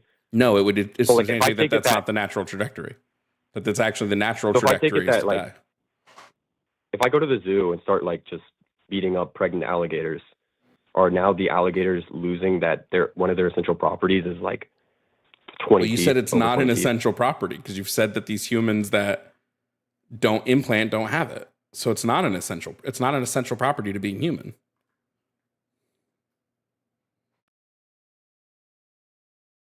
I'm confused. It's a be an essential property that they would have to grow into. It's a latent property. Like it can be latent and essential. Like I don't understand. What do you Okay, this is why I asked you what you meant when you said essence, right? Do you Yeah. mean that it is a trait that is fixed in the species, or is it a trait that derives from a process of development? It'd be derived from a process of development that is like colloquially accepted in the definition of the species, which we can use to mark like moral standing. Okay. So if it's derived from the process, if more, like let's say we're looking at the process and 75% of humans, their process does not lead to this thing, how can we say this thing is the essence? But we can just empirically look at when they grow up or when this natural trajectory is met. Like You're when not we're understanding- giving them you're not understanding the what I'm right asking. necessary flourishing. Yeah, I'm not understanding your question at all. Yeah, that's why I'm trying to explain. Okay, let me run it through one more time. Is the process what creates this, or is it just inherent to the species? It'd be inherent to the species that relies on the process. Okay. So if it's inherent to the species, then we know that a whole group of species have it that are dying off. Why aren't we creating laws to help? For instance, like let's oftentimes lifting heavy things directly after implantation or directly after fertilization can lead to a lack of implantation. Why aren't we saying that all women cannot lift heavy things after they have sex in order to protect this life? Because they're not conceived. Okay, so then it's not inherent to the species. It's only inherent to the species that are conceived. So for something to be inherent to the species, it has to be present throughout That's what the you're entirety of saying. its life. No, that's what you're saying. I'm not saying it has to be present, but I'm saying these creatures also have this inherent essence, which you're saying creates this moral consideration. But you're saying all of these other creatures, these other parts of the species that are dying, their moral consideration doesn't matter because they haven't met some arbitrary line in the sand that you're drawing, which is implantation. Implementation. Okay, wait. I'm confused. Wait. So sorry. Why would conception be like arbitrary? I don't. It's arbitrary because you're placing a line in the sand of when this feature grants you moral consideration. You're not granting moral consideration based on the feature itself. Just like you're granting it at a different time with adding things. They're saying like it's about having this feature and having these other things. That's what makes it arbitrary. It would be, you're in one sentence saying that the feature is what grants you moral consideration, but now it's like, no, it's not having the feature. It's having the feature plus being implanted. Yeah, so it would be having the feature, and then it would also be having an actual trajectory, right? Like if you're going to be not implanted, then you're going to not have a trajectory. Which is why the same reason, like I don't value sperm or like just people masturbating is not immoral. Why wouldn't sperm have a trajectory? Yeah, it does. There's a passive trajectory, or not necessarily like an active trajectory, but it has like a passive potential, which could be a trajectory. Yeah. But why wouldn't you then say, shouldn't you then, if you want to outlaw abortion, also be like, we need to outlaw masturbation? Because you have these things that between passive and active potential. It's the difference between passive and active. And how is just let me know that how is different? How is sperm passive but the fetus is active? One acts by one, it's like its own nature, and the other one acts under necessary conditions. In what way does a fetus act within its own nature? Or which one are you claiming? Are you saying the fetus acts within its nature and the sperm acts under necessary conditions? Yeah. So the like active potential would be like developing by your own nature, and then like potential or passive potential would be you meeting a necessary condition, like the egg meeting the sperm. Okay, so when you say develop by your own nature, what do you mean by that?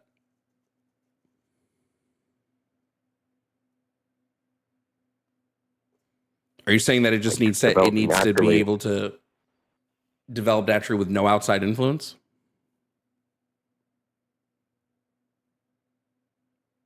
In the right environment, yeah. Okay, well, I would disagree that a fetus does that. It needs tons of outside influence. In the right environment? Yeah, it still needs outside influences. If a pregnant person refuses to eat, the fetus dies because it does not have that outside influence. Mm. But if it's already developing, then that would be it's already like an active potential, and then assuming that it's only developing because it's being given resources. It's not developing on its own naturally. Like it's not doing it all by itself. If I took the fetus out and put it in a petri dish, right? Even if I kept a uterus, even if I kept it in a uterus and I took it out inside a complete uterus, which is its environment, right? It's still not going to grow. It needs the resources that the mother's or the pregnant person's body is providing it. It needs the actual resources. But would you agree that not eating would be an unnatural process? Not eating would be an unnatural process? Yeah, like intentionally starving yourself would be like unnatural. Doesn't matter. You said it had to be in the environment. You didn't say, you agreed with me that it did need to involve outside influence. This would still be outside influence. Yeah, but I'm saying by the nature, like active potential would be acting by one's nature. By one's nature. Assuming the environment is aided by something that is natural, and then not being invoked upon or provoked by like something that's unnatural, like starving yourself, then the fetus would grow. I don't know that I would say starving yourself is unnatural. I don't think like eating or not eating is intrinsically natural or not. Things don't eat, like people like I don't eat more than I eat. So like me not eating isn't an unnatural thing. but like not eating to the point where like you're killing the fetus would also be like definitely like an unnatural length. Yeah, of we're just not talking eating. about the severity of the eating. But either way, sorry, somebody Yeah, we have been going for 26 minutes, so I didn't need to end the conversation, unfortunately. Oh, okay. I could just yeah. We don't have to do closing statements. Thank you for talking to me. Yep, no problem. All right, later. Later. Sorry I missed those. Shout out to Nathan and Misha for paying to boot the caller. Yeah, I know you guys don't like the Phil Bro conversations as much.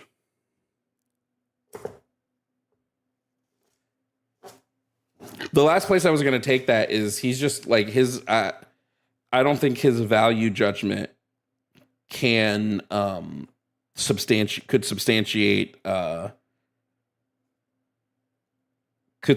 removing consent from a pregnant person, but we didn't get there yet.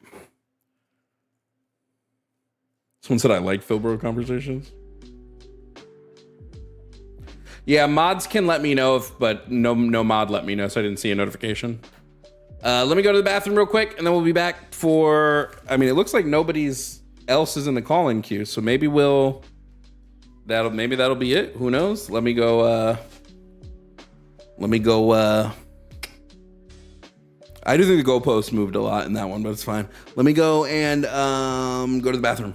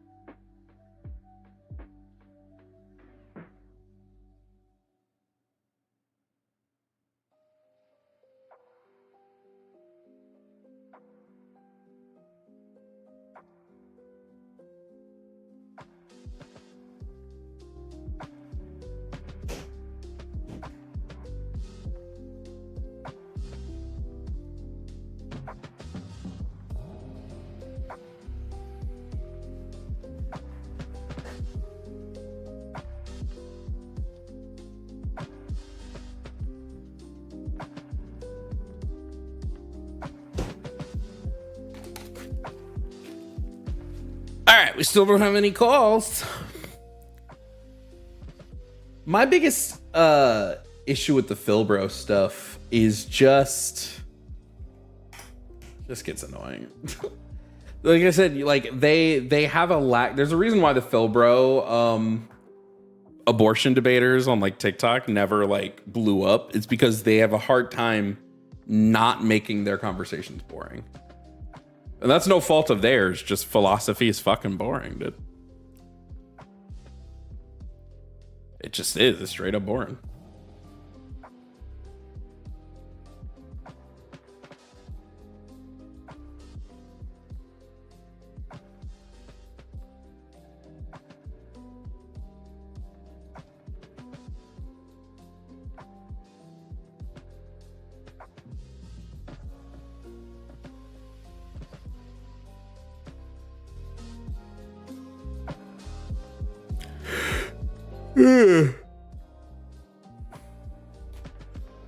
Yeah, like the whole nature, the essence of whatever, it's just potential, just fancied up with bigger words.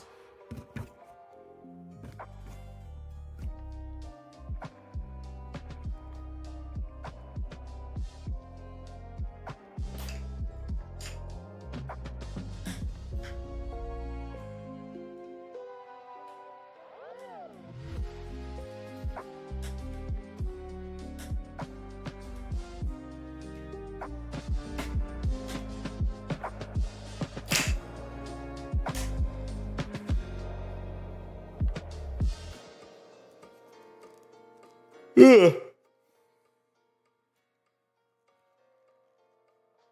There's interesting ways to have philosophy debates. I just don't think they found them yet.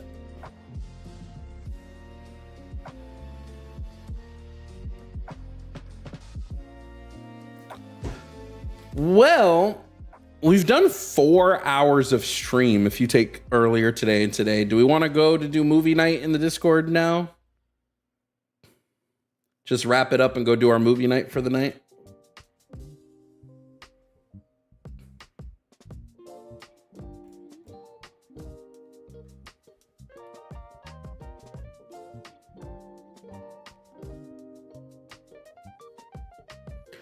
What would Jovan say is a good philosophy debate video? I like religious philosophy debates. Like Alex O'Connor has some really good philosophy debates around like what is harm or what is good, what is bad, what is evil, things like that. But like when you get into like the issue is when we look at like the conversation I was just having, the guy who's talking is just making a is just placing a value judgment, but his value judgment doesn't remove justifications. Because I promise you, maybe I should have gone this way, but I promise you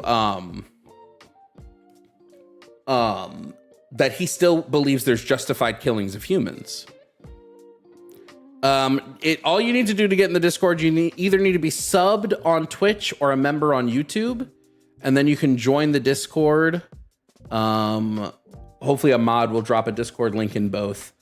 But you need to be subbed on Twitch or a member on YouTube.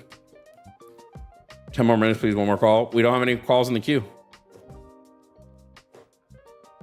I know Ian. Ian's chill. I'm going to have Dr. Blitz on stream sometime this week, probably. Me and him are planning a dual stream to really take on some... Because, you know, he knows the science, the universe science shit way better than I do. Yeah, we're going to watch Wicked. We're going to watch Wicked for Good.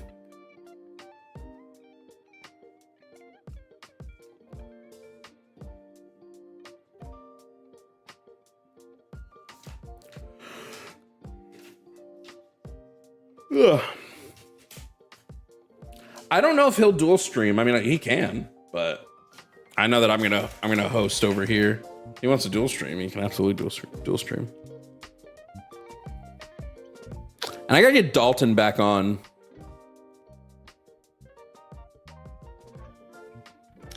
And Justin. We gotta do a Bible Boys night.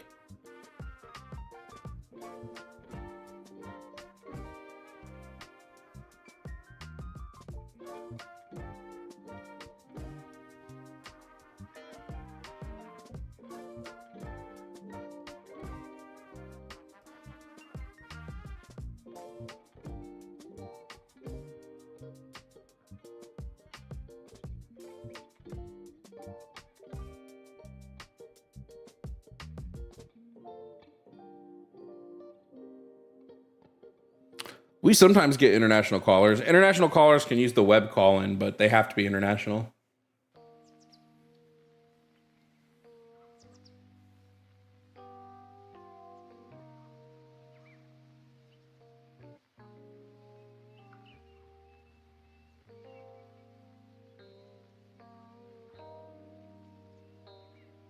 Oh, that was weird.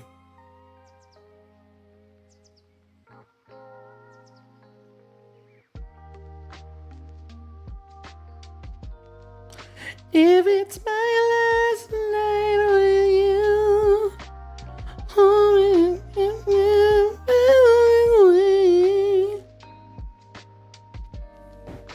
Why is Discord telling me unusual join activity? How many of y'all just plopped in here?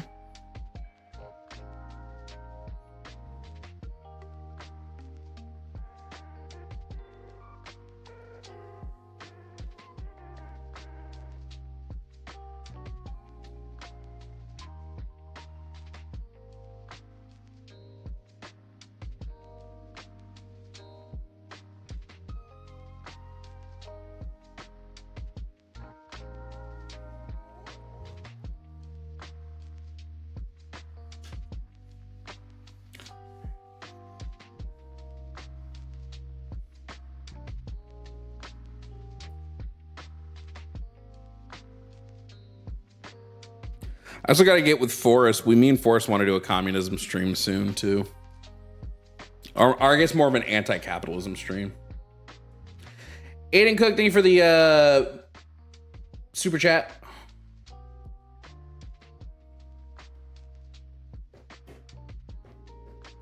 Also, if you're a tier 3 member, the member credits are going to be updating on the YouTube videos in 3 days.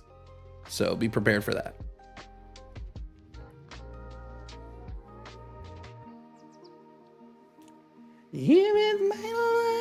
And I promise you the Bugs Life video is dropping in January. Promise you. Bugs Life video is fully dropping in January, so get ready for that.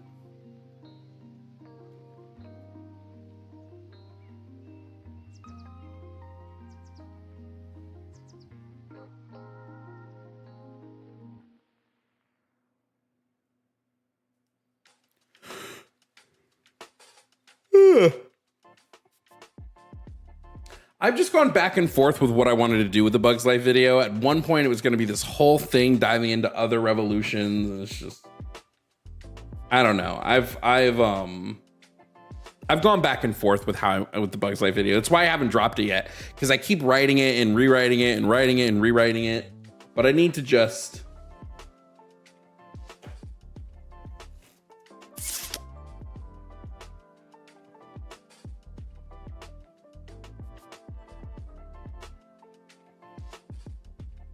You know? All right, let's take this next call. We finally got a caller. Next up is Nick. Nick wants to debate about Christianity, says he believes in it, so let's see. Nick, if you can hear me, please provide me with your age and pronouns.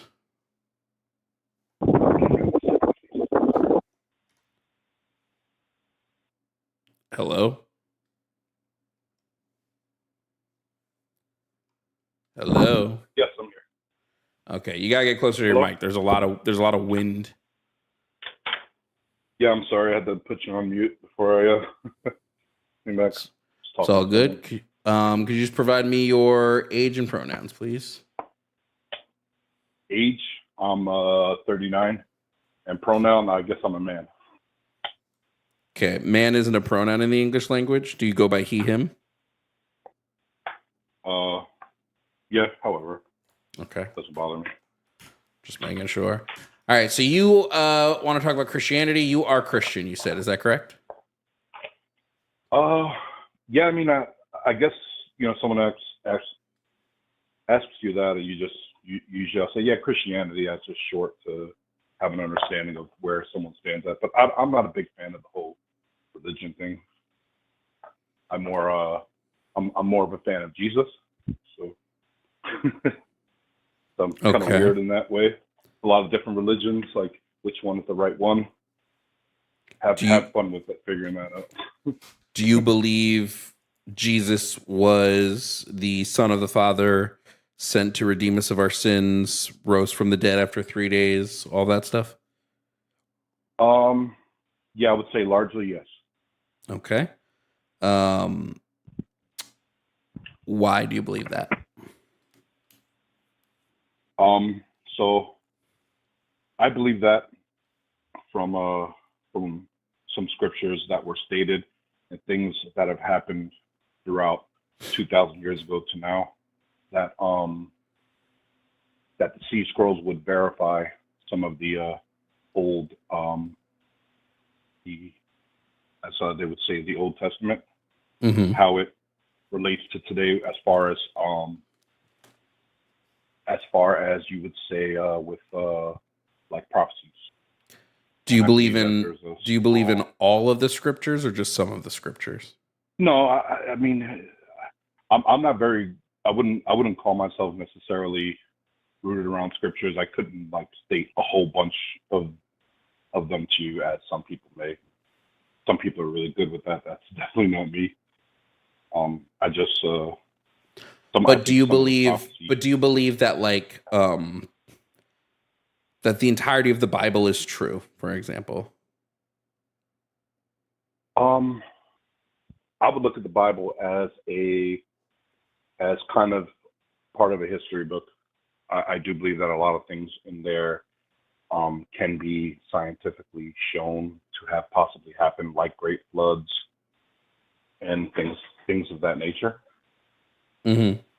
How do you determine which parts of the Bible to believe and which parts not to believe? So like how do I know that the story of Jesus is true if we don't know what of the Bible we can take as at face value? Because I believe that who Jesus stated who he was, as some of the New Testament would say, does match up to what some of the Old Testament has said. Sure, but the Old Testament's been around for thousands upon thousands of years. Couldn't somebody have just made up and just used the Old Testament to say this is who I am? I believe that could be possible sometimes. It'd be as difficult. I'm not the best. I'm not the best scholar with it. I would say people like Westhoff tend to have very great ways of explaining it. Mm-hmm. I would definitely say that as far as Christianity and Christians, they're very great storytellers. Yeah, but I'm just trying to get to you've acknowledged that there are parts of the Bible that may not be true. I'm just trying to figure out how you know when you're reading the Bible, how you know which of the verses to believe and what not to believe.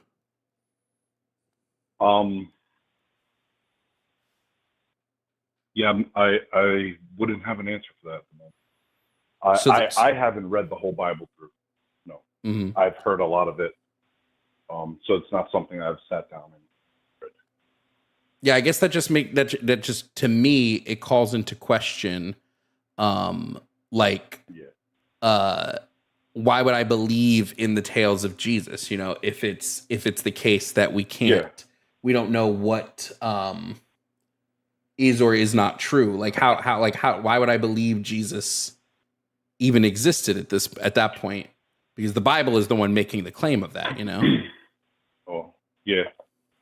I do believe that there's enough evidence to support that this person Jesus was here. I mean, it is verified by multiple Jewish people from the past. Like who? Even the Quran mentions Jesus. Well, sure. The Quran mentions the Bible in general. The Quran believes Jesus was a prophet. They just don't believe he was the end prophet. So how does this tell me that he was real? Like the Quran was written years after Jesus was supposedly alive. Yeah, that's true. Like 400 or 500 years. Yeah. So that's why I'm just saying, like, what is our evidence of, like, oh, here is irrefutable evidence that Jesus existed? I currently wouldn't have an answer for that at the moment. Okay. So your belief in Jesus isn't really rooted in... The one thing I would add... Oh, go ahead. I'm sorry to interrupt you. The one thing I would add is that, like in Hosea here, it says here, after 2 days, he will revive us, and on the third day, he will rise us up, that we may live in his presence. That's one of them that is verified from the Old Testament. How do you know to believe Hosea, though? Well, because the sea scrolls verify some of the Old Testament. So when we hear that Jesus is talking, hold on. I just want to correct that real quick. The sea scrolls don't really verify that anything in the Old Testament is true. The sea scrolls just verify to us that the Old Testament is a really, really old book. Oh yeah. Well, yeah, the C scrolls verifies that a lot of those texts are very old, and that you know, it wasn't something. It wasn't. I would say it wasn't things made up that would correlate to like potential prophecies happening. Like a prophecy would happen, and then, oh well, the text came out afterwards, so like we don't believe this prophecy happened, right? So I do believe, like, you know, having something that can go back thousands of years and understand some of the prophecies and how they can correlate to like who Jesus said he was and what would happen to him, and if they did kill him, what would happen. And I think that gets verified, and I believe that gets verified when it says here, you know, on the third day he will rise us up that we may live in his Yeah, presence. but if we talk about Jesus, if we talk about how Jesus was executed, it was the Old Testament doesn't clarify crucifixion, right? It doesn't say that he will be crucified. We just fit the crucifixion myth into what the Old Testament is saying. Yeah. And crucifixion was just a really common way that that Rome got rid of political dissidents at the time. It was like super common. Yeah. So why couldn't it's just things like, you know, like, oh, go ahead. So how I believe that gets verified, and I could read a couple things leading that. I'm not sure if you would want to like listen to all that. Well, my question would just be, how do we know that it was Jesus? Couldn't it have been almost anybody else from that period of time? Like what? Like, how do we know that it was Jesus specifically?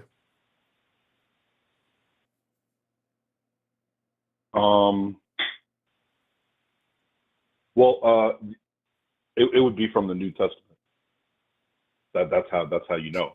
Yeah, but again, we're not to say that makes it correct, but yeah, it's what the New Testament says. Yeah, we're just back up into the initial push. Yeah. How do we know that the New Testament is saying? How do we know that what the New Testament is saying is accurate? If I had to go from the hip, I would say that it, you know, some of the reasons that I believe it tends to be accurate is that a lot of the arguments against it doesn't hold up. Like a lot of people like to state that Constantine influenced and changed the Bible when he called the Christian group together, and when he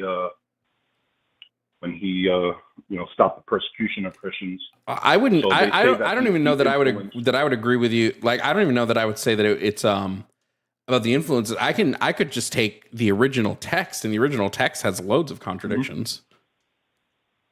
Yeah. So that just puts me in that same. I think maybe contradictions and also a lot of misinterpretations. Yeah. So if I'm looking at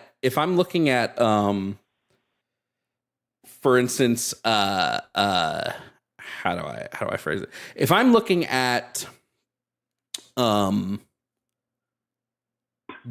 New Testament, like let's say I'm looking at the New Testament, and I'm looking at I'm looking at, speak of the devil. Hold on, guys. Hold on, everybody. Chat, you're going to be real happy here to join us on this Bible call. Everybody say say hello to Justin, everybody. Justin, Deconstruction Zone. I think he's still getting all situated, but has joined in on the call as the resident Bible expert. I don't know if you can hear me, Justin. Let's see if I can make sure he's got he should be hearing me just fine. But I'm sorry. Just to finish what I was saying, Nick, how do we know which Old Testament or which New Testament author? How do we know which New Testament author is accurate in the things they're saying about Jesus? You mean by like New Testament author, like translations? No, just like which gospel author is all the gospel authors give different what's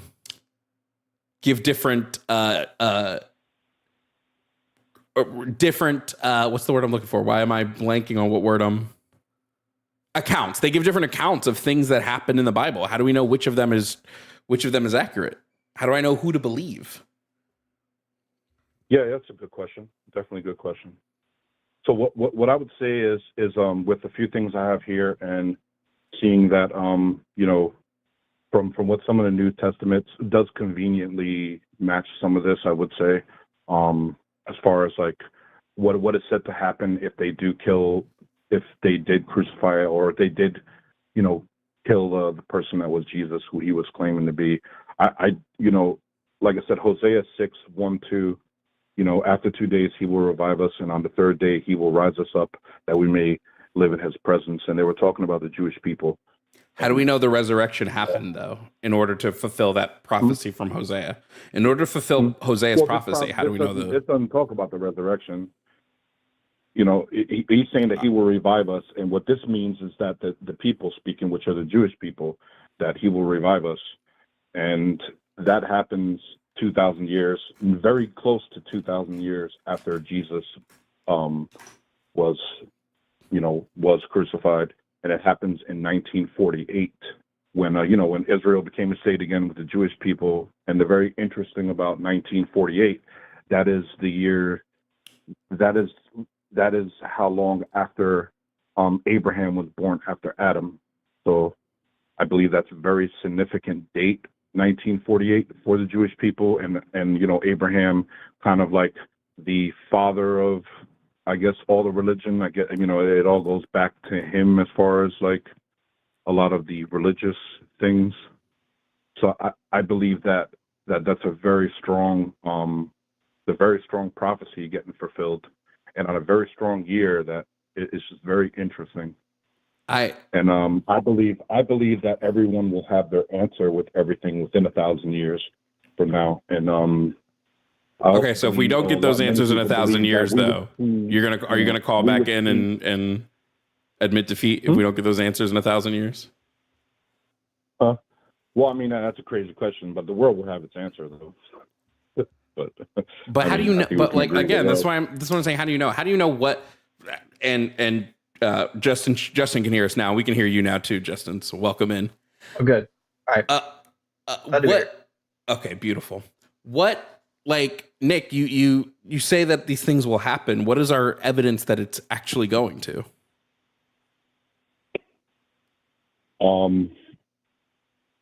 Well, the evidence is that some of the prophecies are still unfolding, and would need more time to continue to unfold. What prophecies have been fulfilled in general? Like, can you name any of the prophecies that have been fulfilled? Well, I will focus on this one because this one strengthened my beliefs. And well, do you mind if I ask you a question? Yeah. My understanding of Hosea 6 in your worldview is that it didn't come true yet. Like, it's going to come true in the future. Because if this is about the Jewish people have not, in fact, returned to the Lord. What do you mean by haven't returned to the Lord? Well, approximately half of Jewish people in the world are atheists. I'm sorry, say it again. About 50% of Jews worldwide are atheists. Yeah. Right. So what that means is this prophecy couldn't have actually happened. This must be a future prophecy. Similar to like Malachi chapter 4. At the time, it is a future prophecy at the time when at the time that it was written, and with what Jesus was saying. So over here, Zechariah says, awoke a sword against my shepherd, against the man who is close to me, declares the Lord Almighty. Strike the shepherd, and the sheep will be scattered, and I will turn my hand against the little ones, which is talking about the Jewish people. I am. Then Jesus says from John, I am the good shepherd, and the good shepherd lays down his life for the sheep. I think the problem you're going to have with Zechariah is almost everything in Zechariah from chapter 11 to 14 is during the end times battle. Mm-hmm. So if you read Zechariah in context, there's supposed to be an end times battle. If you go to the very next chapter or the preceding chapter, you'll see the battle. It's in two different chapters. So like chapter 13, while it is great that we could say, yeah, like if you strike a shepherd, his people will be scattered. Yeah, that certainly happens. That happened with Simon Bar Kokhba during the Bar Kokhba revolt as well. So like Simon Bar Kokhba achieved way more success as a Jewish Messiah than Jesus ever did. and then he was killed by the hands of the Romans. See, when we have these really generic prophecies like that, then it doesn't really make sense anymore. Like, I would be impressed if we could go to an actual messianic prophecy, like one that's clear, not something that like you could just randomly pick one sentence out of it and say, "Hey, that sounds like my guy." Like real prophecies that say the king, the Messiah will do X, Y, and Z. And we do have some of those. The problem is Jesus didn't do any of them. Mhm. Well, I believe to understand that Jesus did fulfill a lot of prophecies, and he for the time he was the person that was prophesied as the Messiah. But of course, I don't have a Well, lot of that in front of me to state which. that's Like I said, I'm not that's fair. an expert in this whole area whatsoever. I wouldn't claim to be. I would just claim that some of these prophecies make sense to what we see happening when the Jewish people returned in large to Israel, in turn, returned to Jerusalem and became, a nation again. And That's I Isaiah just believe 66, that but that it looks was like it gets not a fulfilled there. prophecy for That's the the thing. future. That's a reckoning of the past. Isaiah 66 is not a prophecy It for was, modern Israel at all. yeah, it was stated as a past thing, but it was also hinted towards a future thing somehow, as I was Oh, I understanding don't it. think so. I forgot what actually related I it think the towards rules that, of grammar are but pretty easy, right? yeah, but I believe to Like understand that it comes from if Hosea it's when speaking of the when future, it needs to be couched in future tense, yeah. right? So in chapter 66, verse 7, we learn that the birth pangs were already in past tense. Before she was in labor, she gave birth. This is Mhm, referring to an event that had already passed.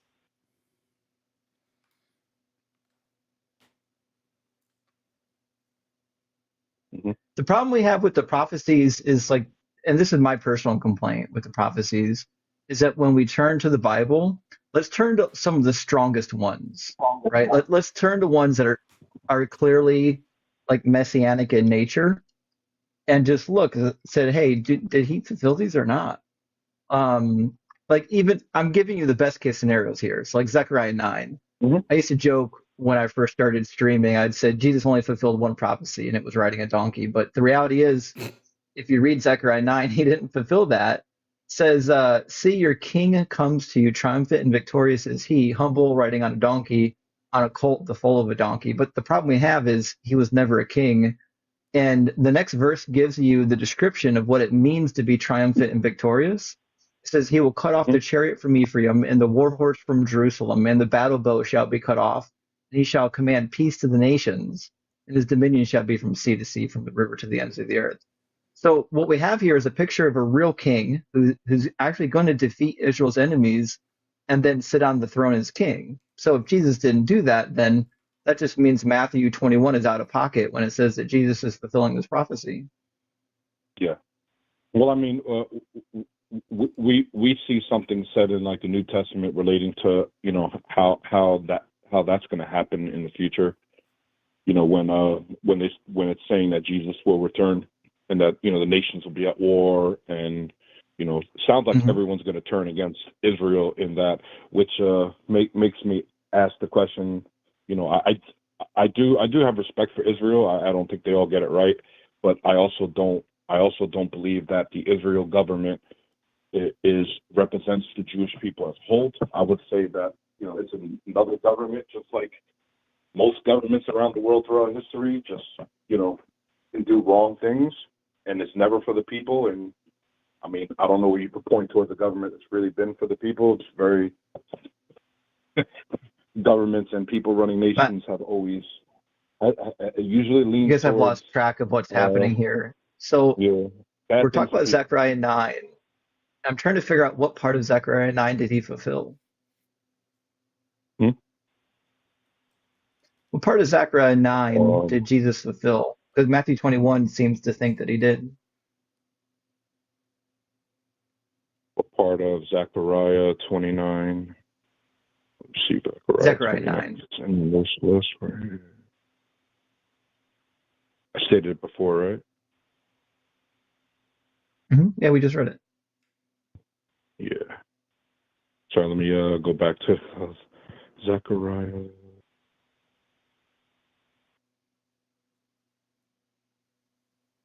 What did it say there? Because I had two I read here from Zechariah. Zechariah, Like, sword against thy Yes. shepherd. Zechariah 9 is like he'll come in on a donkey. He'll be the king of Jerusalem.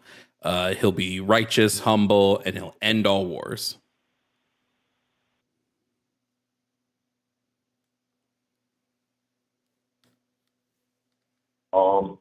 Give me a second. Mhm.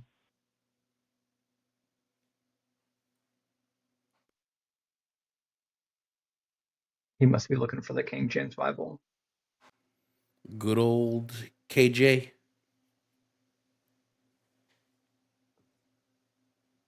I don't have an answer to that at the moment. Fair enough. So, like, the reality is, if Matthew says that he fulfilled it and then he didn't fulfill it, that means Matthew is kind of like out of his mind. The other problem we have is like Matthew, like, just misremembers things. Like in Matthew 27, Matthew doesn't remember which prophecy or which prophet said this particular phrase from verse 9. He says in verse 9, then was fulfilled when he got betrayed by Judas. It says, then was fulfilled what had been spoken through the prophet Jeremiah. And look, they took 30 pieces of silver, the price of the one on whom a price had been set, on whom some of the people of Israel had set a price. And then that unfortunately comes from Zechariah, chapter 11. He attributes it to Jeremiah because he's a bit of a goof. Yeah. Yeah, I understand what you're trying to say. Give me 1 second. What thing am I putting on here? Nick, are you talking to us or are you talking to somebody else in the room? I think he got distracted. Happens to me every time I see a squirrel.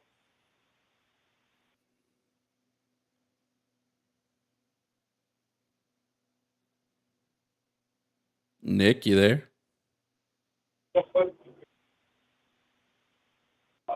6'3" and 6'50". Hello? Yeah, we're still here. I'm so sorry. Thank you for waiting. Yeah, I'm currently working right now. Okay. So every once in a while I gotta talk with someone real quick. It's all good. But I should be good right now. Yeah, I don't know. Like I said, I'm not the best in answering all things there, which I would say that I should have more knowledge in the area. But it looks like to me, for what I was hearing and seeing, that it looks like it does sound like that prophecy gets fulfilled, the one I was mentioning. Which prophecy? But it is very hard to, I would say, with all this stuff going on there, it's very hard to prove everything right. And like I said, I believe the world will definitely have its answer in 1,000 years. Unfortunately, we're not there. And some say it should happen within our lifetime, where we are right now. And I guess I still didn't get an answer to the question. Which prophecy came true? Still waiting to figure out which one you're referring to. Yeah, Which I believe prophecy came true? It comes true. Which one? The Hosea one, where it says that. But Hosea 6 couldn't have come true. For a couple reasons. One, because it hasn't happened. Two, because it doesn't say anything about Jesus. In fact, it says that they're going to turn to Yahweh. Yeah, the Old Testament, Jesus wasn't around during the Old Testament when Hosea was said. So he's not going to be mentioned. Yeah. But there is a couple of scriptures that mention someone who might come. And yeah, many people have tried to claim that person. I mean, there may have been other people trying to claim it. Jesus definitely wins the title on claiming, to be the son, the one that's promised to come, the Messiah. So to be clear, nothing in Hosea 6 needs Christianity. Like, we already have this idea in Judaism. Find it Daniel chapter 12, Isaiah 29. This idea that Yahweh is going to raise up the righteous in the last day. We don't need Jesus for that. Yeah. He's not required for this passage to come true when it comes true. Yeah. Yeah, I mean, I guess I hear what you're trying to say. But I do believe that, you know, when a lot of people read it, a lot of people get their own interpretation of a lot of things in the Bible, like in the Quran, in the Bible, in the Torah. A lot of people do get their own they get their own interpretations. That's been one of the biggest problems in the whole But Christianity. I guess what I wonder, and this kind of brings it back to what I asked you a little earlier, Nick, is like, you've admitted that like the Bible has had many authors. The Bible has been changed, and how do we know what in the Bible to believe? So like, how do I know that anything in the Old Testament is true? How do I know anything in the New Testament is true? How do I know any of these things? Yeah. Like I said, the only way to I think right now to verify some things would be like potential future prophecies and watching them unfold, and if they are going to continue to happen, which many Christians believe are happening. Yeah, but they're believing them. But they're believing them based on no evidence for the belief of them. You know what I mean?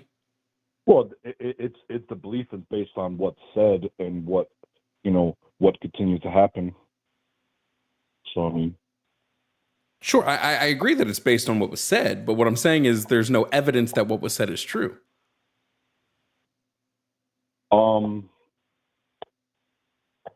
I would say that the evidence, as far as the evidence for the New Testament, can definitely be. I do believe that. I mean, as some of it can go very far back to, you know, during a very close time to Jesus, but there is periods of time where it does seem to get a little cloudy. So, yeah, I do think the New Testament could potentially, you know, I do believe that at a certain point you would have to have faith that some of that is true. I would lean towards, but I'm pretty sure there's some great people that would explain that, like people like Westhoff. He's a Christian. He's someone who tends to really get into the whole New Testament and tracing some of it back. And he's really explained a lot of it. He seems to be a very knowledgeable person. Someone actually who should probably be speaking about. I'm not the best speaker of Christianity, I would say that for sure. I'm more interested in your belief process here, because like let me ask you a question. What seems more probable, that Jesus resurrected 3 days later and rose from the dead, or that they didn't actually, like, they failed at killing him during the crucifixion, and so he just got up because he didn't actually die? What's like more plausible in like our universe? Oh yeah, you would be. I mean, if you were to think things, you know, if you would think things in the perspective of, you know, what seems more logical, absolutely, that would seem more logical. I think you would be a fool not to acknowledge that.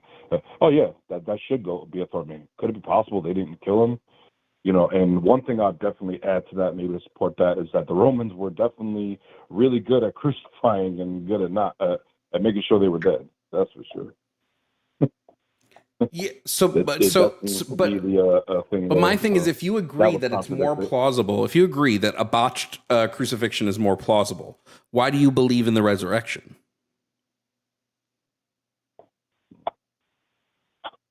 Yeah. Well, part of it is left with faith, I would say, that it actually happened. But then there's the talk of the witnesses, you know, several witnesses, and the eye count witnesses that some of the we don't have any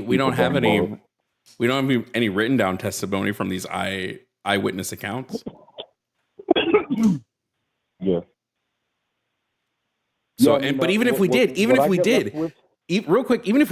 if there were 500 eyewitnesses who wrote in their personal diaries, "Holy shit, I just saw Jesus walk out of his tomb." Botched circumcision, a botched crucifixion still makes more sense, right? It still would make more sense that they just saw somebody who wasn't actually dead.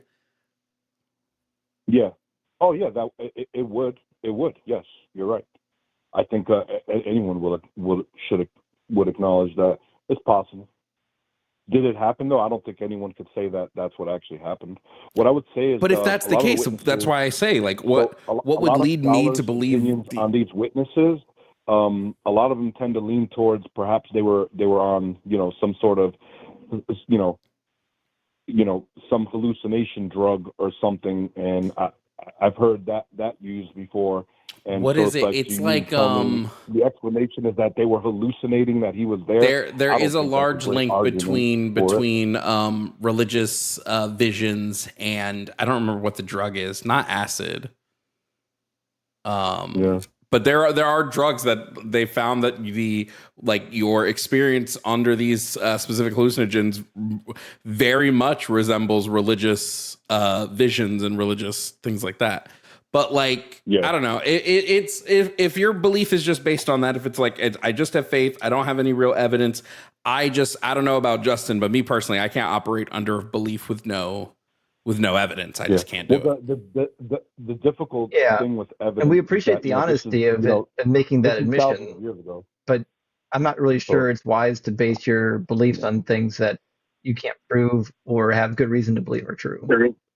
Yeah, because you're asking to physically prove things thousands of years ago, and that becomes that is a difficult thing to do when you look at today. This is my explanation. You can look at today and the way we can document things and record things, and our technology now. Something happens yesterday, everyone sees it. Everything happens. It gets well documented, but yet there's a different opinion on exactly what happened when everyone can literally look and see what happened, and it's the opposite. Really listen, if it had been the case. Yesterday, if it had been the case that the gospel writers had just gotten very small details about the crucifixion wrong, or the resurrection, that just very small details, you could chalk that up to some level of historical telephone. But they're making these claims that they have spoken to these eyewitnesses, and they're writing completely different events of what happened. Right? Who is it? Is it Matthew or Luke that write that there were the stone was moved with earthquakes and thunder and all of this craziness happening. That's not just me and Justin see a car crash and we get the color of the car wrong. That is a whole, how do you get that? I don't know how you could get that one wrong unless you want some really good. And John is a big issue too, because in John's gospel, he's crucified a day later than the synoptics. He's also on trial still at noon, even though he's already been crucified by 9 a.m. in his synoptics. Also, who saw Jesus first? Well, you guys for being real respectful, because you guys have been very respectful, and I appreciate that. So, yeah, sure thing. Yeah. Right. So, Jesus's last words are different between John and the synoptics. The witnesses who saw Jesus first and who went to the tomb first is different between John and synoptics, although Matthew has a late edition that agrees with John. I assume the late edition was put there because it felt like it needed to agree with John. And there's other things too. So if John is an eyewitness and Matthew's an eyewitness, or there are people writing down other people's eyewitnesses, some of these major things, like Jovan said, should line up. We should at least know which day he died on, and whether or not he was dead by noon, or dead, or not dead, but hung by noon or hung by 9. Yeah. What do you guys think about the shroud of Torah that the Catholics have in Italy right now? What do you guys think about that? It's a very interesting. Say that again. The shroud of Torah that they have, that they say that perhaps Jesus may have been wrapped in. Oh, no, there's been so much evidence debunking the shroud of Turin. It's not even. They had a not blood spatter, but forensic analysts look at it and be like, if you were crucified and then wrapped in a garment, your blood would not pool this way. It's dated. The date of it isn't even dated back to what would it have been, 30 AD. It's not dated to 30 AD. It's dated to I think 12th century. So it's just Yeah, it's medieval period. Yeah, yeah, I find it to be an interesting piece. There's been some conflicting things with it. There's been other studies that, perhaps can support some of the idea of it. The one thing I would say, though, it's very, very amazing is that the Catholic people there do allow people to observe it, which is crazy. I don't believe that you would see the same thing in Mecca, like the crystal that they have in I forgot the name of the building that they tend to walk around and pray. But what I've heard and seen is that they usually don't allow anyone to observe it. Is it the Kaaba? To study it. I thought the Catholic Church doesn't even recognize the Shroud of Turin as real. Yeah. I mean, they did. They announced it as being a forgery when it was first so-called discovered, and they even know who claimed to have quote unquote found it. Yeah. But yeah, Nick, did you have anything else? We have another caller on the line, and I want to get to him while Justin is still here for a little bit. So you have anything else you wanted to? Oh, no, I mean, perhaps I'll call back again. Maybe I can call back with more stuff. I mean, I do see a lot of, other comments there. I would say that I am a person who voted for Trump. Do I regret that vote? I would say maybe no. But one thing I would say is that, I like to tell people that Trump is abusive. And I call him abusive because anyone who supports Trump has to constantly stick up for him with the shit that he says. So it's kind of his biggest problem is he just can't keep his mouth shut. I think he's a little calmer this time around. But yeah, he's definitely, so this guy must want to abuse. He's got to constantly stick up for things he says, Jesus. So I'd say that. But he's an interesting fellow. Okay, well, if that's the case. I mean, it's true. No, I think that's true. No other way, better way to describe him. Yeah. Yeah, I feel you. Yeah. I mean, that guy is fucking abusive. Sorry, my language. Anyway, first. I think it's kind of weird that you support an abuser, but okay. Yeah, he's I wish he. I mean, I didn't think that everyone should get behind him a second time, but they did. So, but who our president is, I would say though, it's pretty interesting. Ukraine gets $350 billion, and he's not sending $350 billion and trying to say, oh, well, we get some minerals and earth. So I'm like, well, that sounds a lot better than giving away $350 billion. But anyways.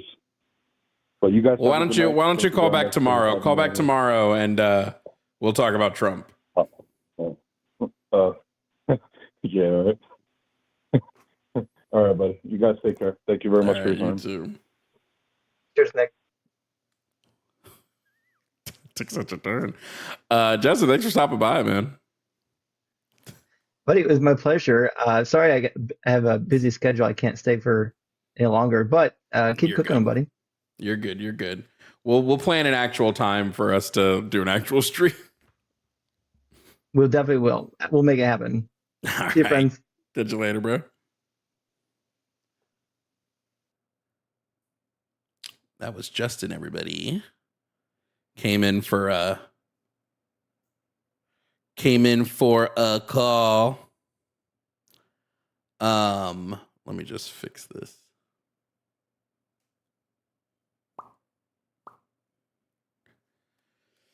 Ooh.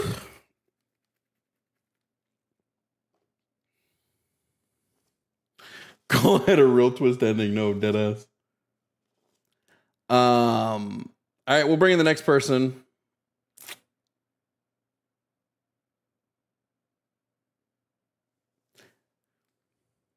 Bring in the next person. Next up, and it looks like this will be our last call for the evening, we have Mike. Mike believes in the Bible 100% and says every word of the Bible is perfection. Let's see how Mike defends child sex slaves then.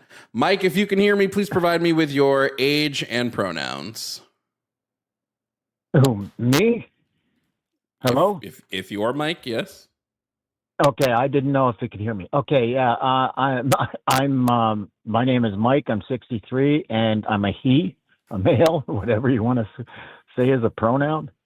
All right, Mike. Now, you believe the Bible is 100% accurate. Every word of the Bible is perfection. Is that correct?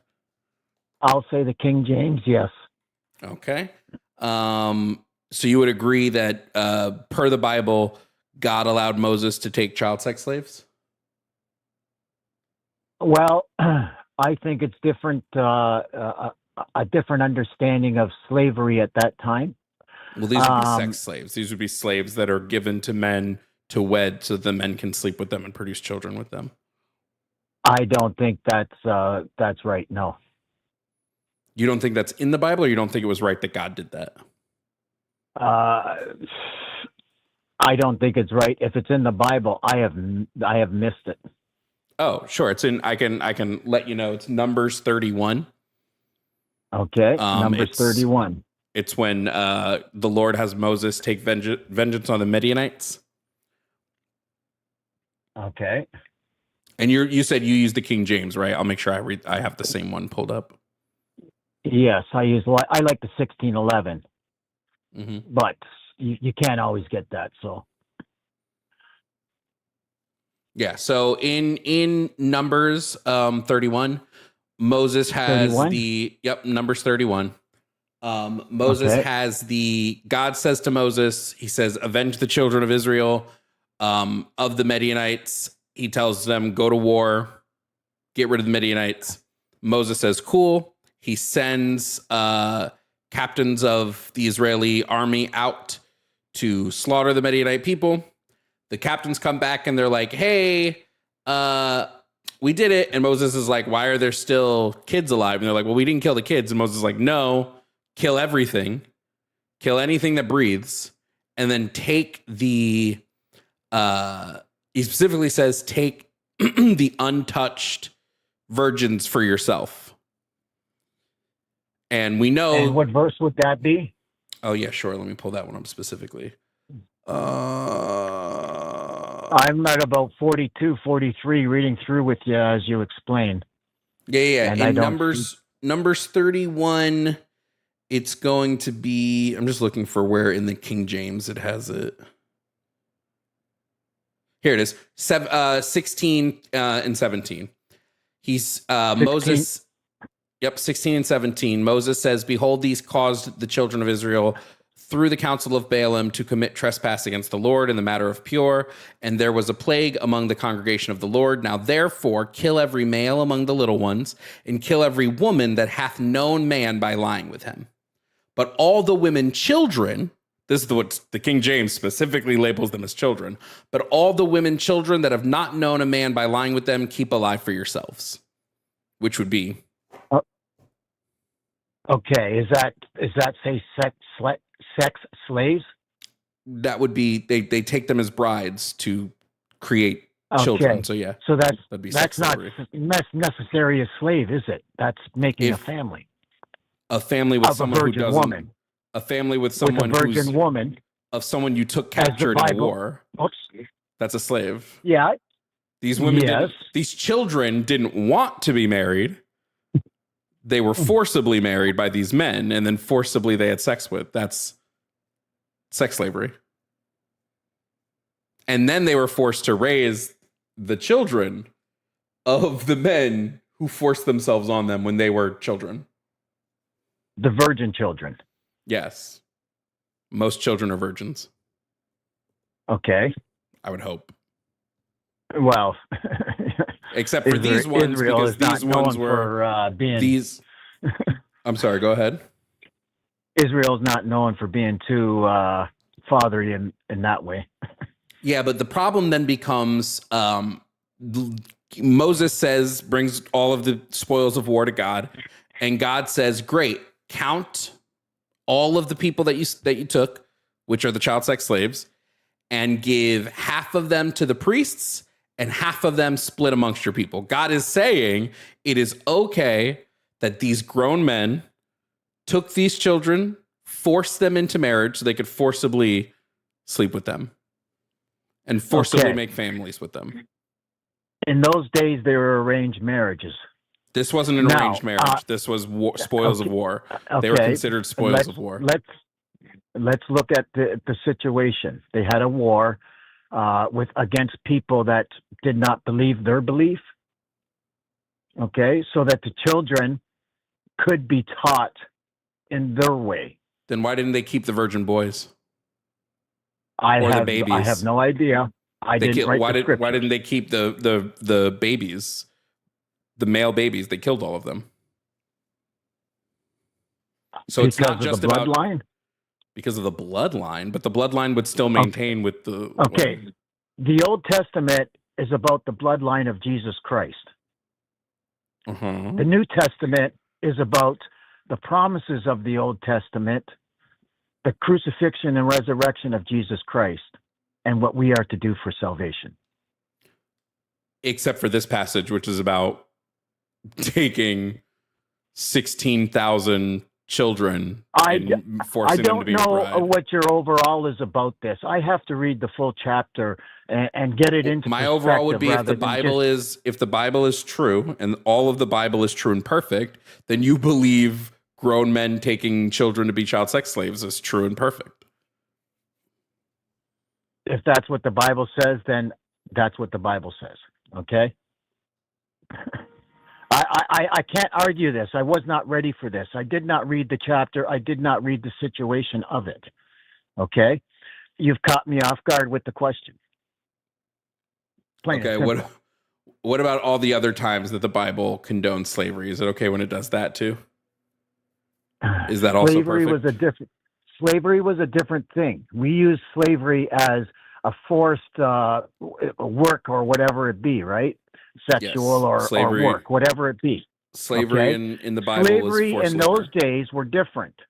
No, they worked on farms or whatever you want to call them, vineyards and stuff like that.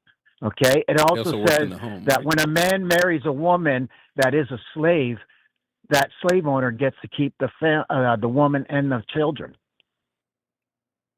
Okay, so there's different things that we do not comprehend. You're misconstruing two different passages. It specifically says that if you have a man who is to go free, a master can give him a slave wife, and if that slave wife produces children with the man that the master gave her to, then the slave master keeps the wife and child unless that man maintains his slavery, in which case he can now have claim to the wife and child. So it was a way for masters to force people to keep working. The Bible also talks about how slave masters can beat their slaves with a rod.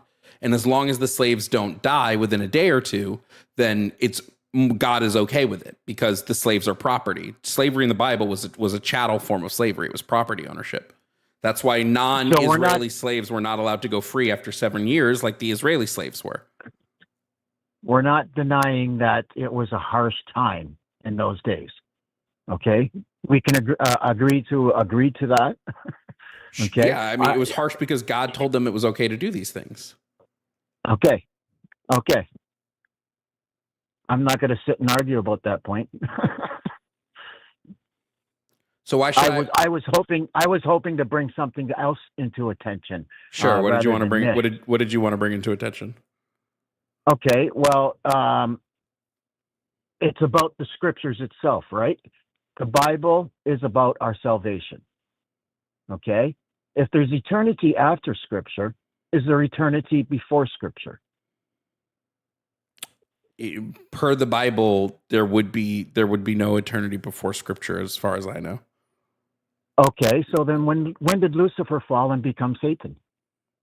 Oh, you mean just eternity in general? I would say it's the same eternity. Exactly.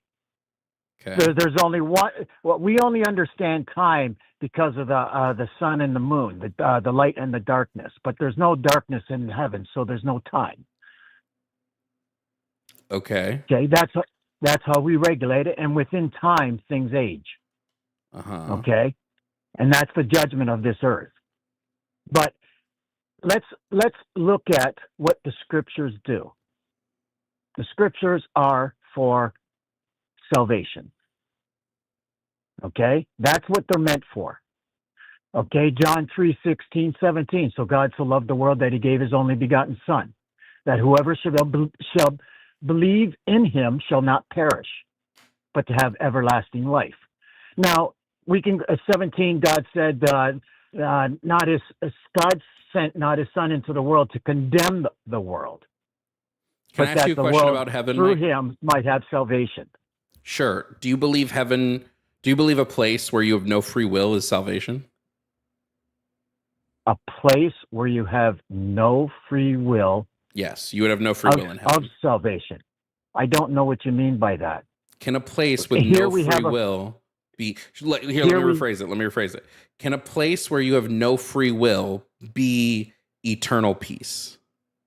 Is that a place that is eternal peace? Is that eternal salvation? A place where you have no free will? Well, I think that's a loaded question. I think there's no free will in the Father's domain because you have to live by the Father's word. Yeah. So how is If that? that's what you mean.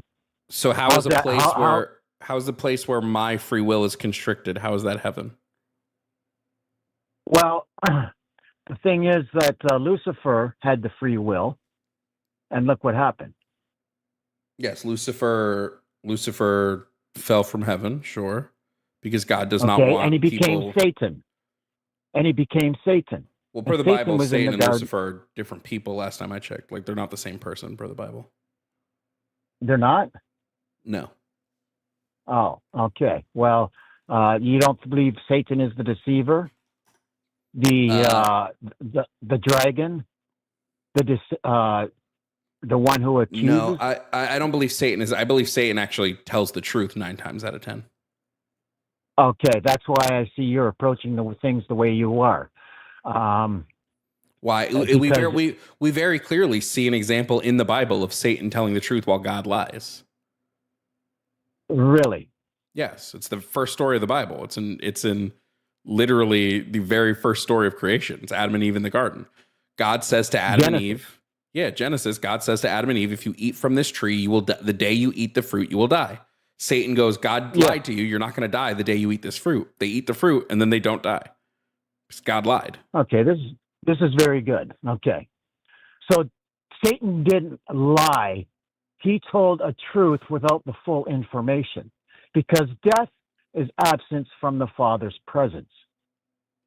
Now, when Adam and Eve walked with Jesus in the garden, they were not flesh. They could not be flesh because flesh would burn.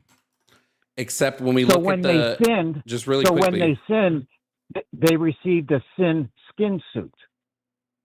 No, and when they we look were at the removed from the original, garden. no, when we look in Genesis 2:17, when we look at the original Hebrew of that phrase means die a physical death, not a spiritual death. That's right. That's right. The They body didn't die. dies a physical death.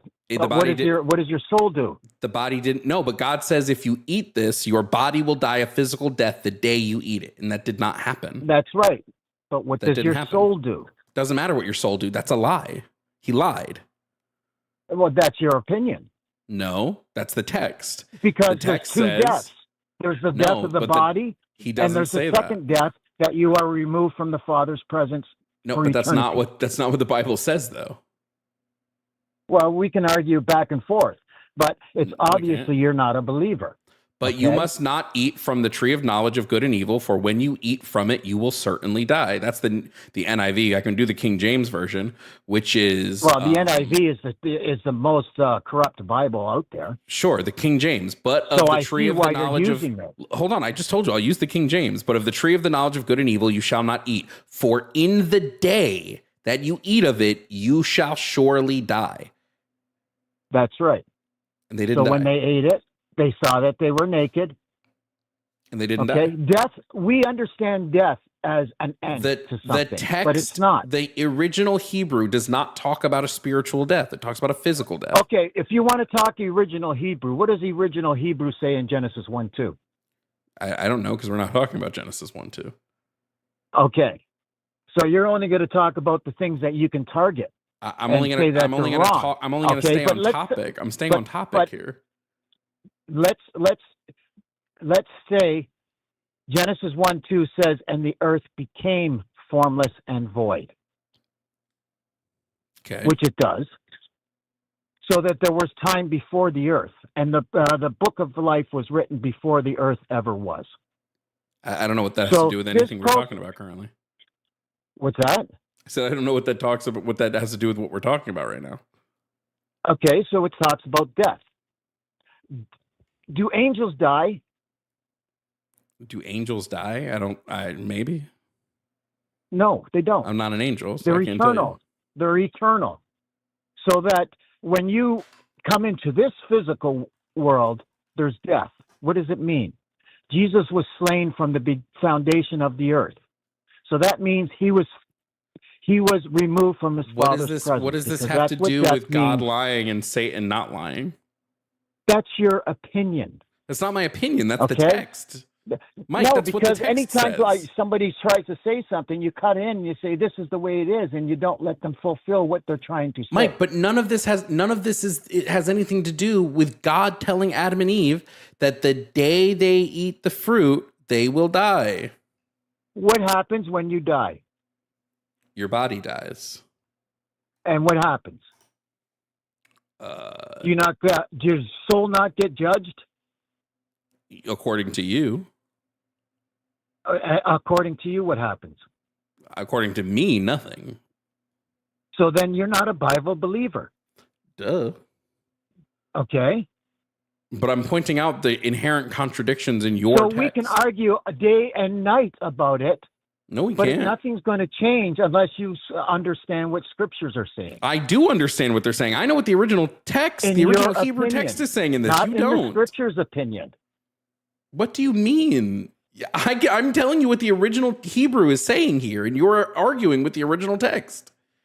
The original Hebrew says that the earth became formless and void. Okay, it became. Genesis 1:22 says, 1:28, says, and go and replenish the earth.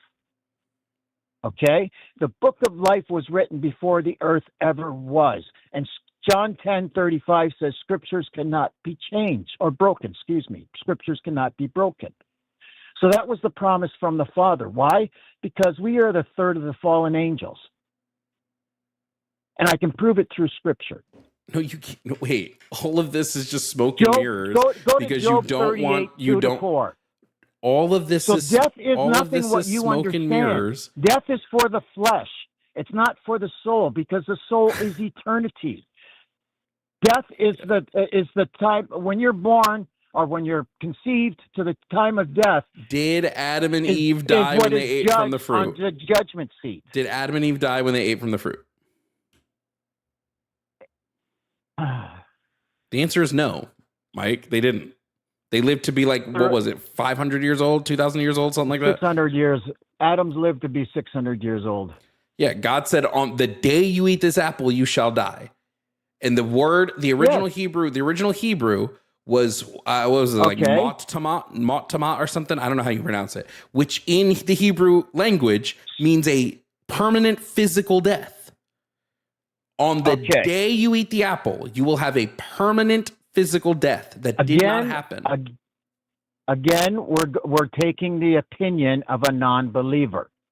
I'm taking the opinion of the Hebrews who wrote the text. Okay, I'm reading the comments here, and somebody's saying stop provoking. Okay, I'm not provoking. I'm a Christian. I believe in scriptures, and I do not believe the way you're translating things. It's not how I'm translating. It's the Hebrew text, Mike. What are you talking about? It's not how I'm translating things.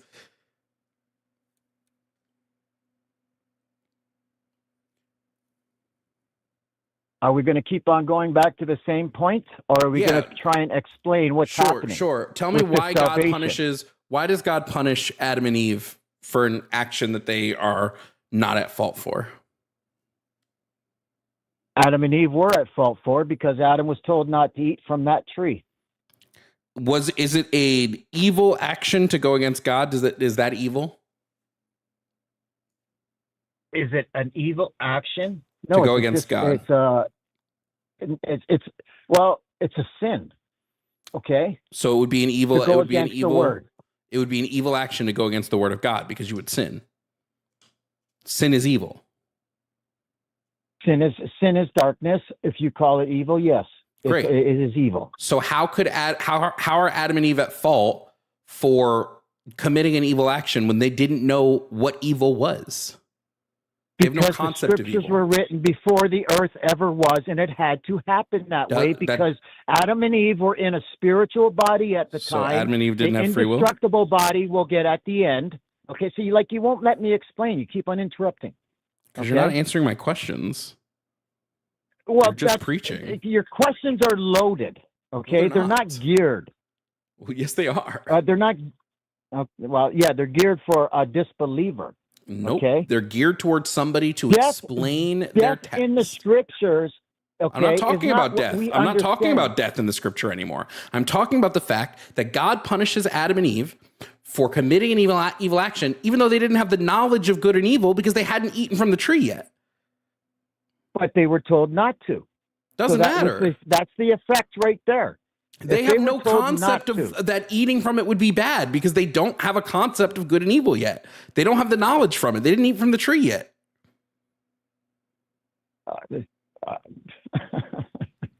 Oh, man. And then God punishes them and their children and their descendants for all eternity. That's right. Because that's the way it had to be. Because Jesus had to be born in the flesh. So Adam and Eve didn't have free will.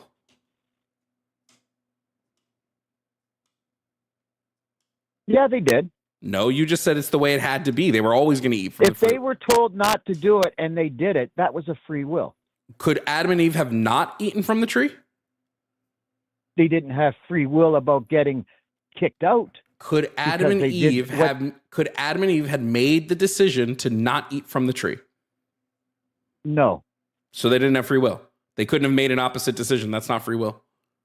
If that's the way you choose, yes. But the Father knew the plan if I can't from the make beginning. an opposite decision, how is that free will? If I can only ever make one decision, that's not free will. That's predetermination.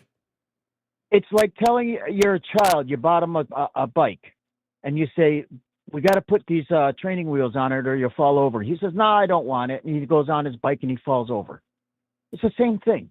No, it's not, Mike. Okay? They were told not to do it because there's a punishment. When he fell over, he got hurt. Does anything in the universe happen outside of God's plan? Is there anything in the universe outside of God's plan? No. Yep. So God allowed the snake to come into the garden to tempt Adam and Eve. The scriptures were written before the earth ever was. Yes. Did God allow God allowed the snake to come into the Garden of Eden. God allowed Judas to go give his son up to the guards. Yes. Even though God could have, why did God torment his only son instead of just forgiving our sins? It wasn't his only son. Sorry. Why did God torment his son? I won't say only then. Why did God torment his son and torture his son when he could have just snapped his fingers and forgiven us of our sins? Because he made a judgment to remove a third of the angels that were deceived by Lucifer. So that happened before the scripture. So that means, so that means God couldn't forgive us because he removed the angels? He could forgive us. That's what salvation is all about. Why didn't he forgive us without torturing Jesus? Because there was sin in heaven. So why didn't God just get rid of the sin that was in heaven? This is ridiculous because you can take the devil's advocate for every single. I'm not taking bit. the devil's advocate. Okay? Does your religion not claim that God is an all-powerful being? True. Is God not all-powerful all of a sudden? Can he not do anything? Apparently he couldn't. He couldn't get rid of sin in heaven without sending his son down to be tortured. He just couldn't do it. It's just something he couldn't do. Because he chose to do it this way. Because he's a monster. Because God is an evil being. To separate the wheat from the tares with freedom of choice. Except we don't have freedom of choice because everything we do is according to God's will. That's your opinion. No, that's what you told me. You have a freedom of choice to sin or not. No, I don't. God, everything I do is according to God's will, so he wants me to sin. If I have unprotected gay sex tomorrow, was that according to God's will? Are you married to her? No, it's gay sex, Mike. Gay sex? If I have unprotected gay sex tomorrow, did that happen in accordance with God's will? No. No. So then there are things that not supposed so to wait, be wait, with wait, a wait, man. wait, wait, wait. So then not everything happens according to God's will. So you've contradicted yourself. Well, no, that's just what you said. No, I asked you if everything in the universe happens according to God's will, and you said yes. Because there's a freedom of choice for salvation. Okay, let me ask you the question again. It's then. about Let me not ask you the- everybody's saved. Let's Mike. You're going to be judged Mike. on your life. Does anything in the universe happen outside of God's will? No. So God wants me to have unprotected gay sex tomorrow. He willed it to happen. Because you're against his word, and he's going to choose you to be a tare rather than a wheat. No, Yes. he wants me to go and have unprotected gay sex with 20 men. Good. Because he uses evil for good. That's What why. good- Uh, Sure. What that's good? why What good comes one out of of his me? disciples turned him in. What good comes out of Okay. me going and having unprotected gay sex with 20 men? No good. Then how is he using the evil for good? Because now you've just shown who that 21 people that will be condemned for eternal punishment. So the good is that God now knows these people want to have gay sex? No, he's made a choice. They made a choice. A choice that happened made because their God own willed choice. it to happen. A choice that Okay? happened because God Yeah. willed it to happen. This argument is bogus. Okay. Did God will there's no this to use happen it. or not? Mike, did he will this to happen? Yes or no? No, he did not will it to happen. So then It not everything that happened because happens they according to chose his it. will. The will of the Father is for good. Okay, the will of Satan, which separated the heavens, is evil. Why did God create Satan? So what you're doing is Why did putting God create Satan, Mike? Satan's work, Lucifer's work. Why did into God the create Word of Satan, God. Mike?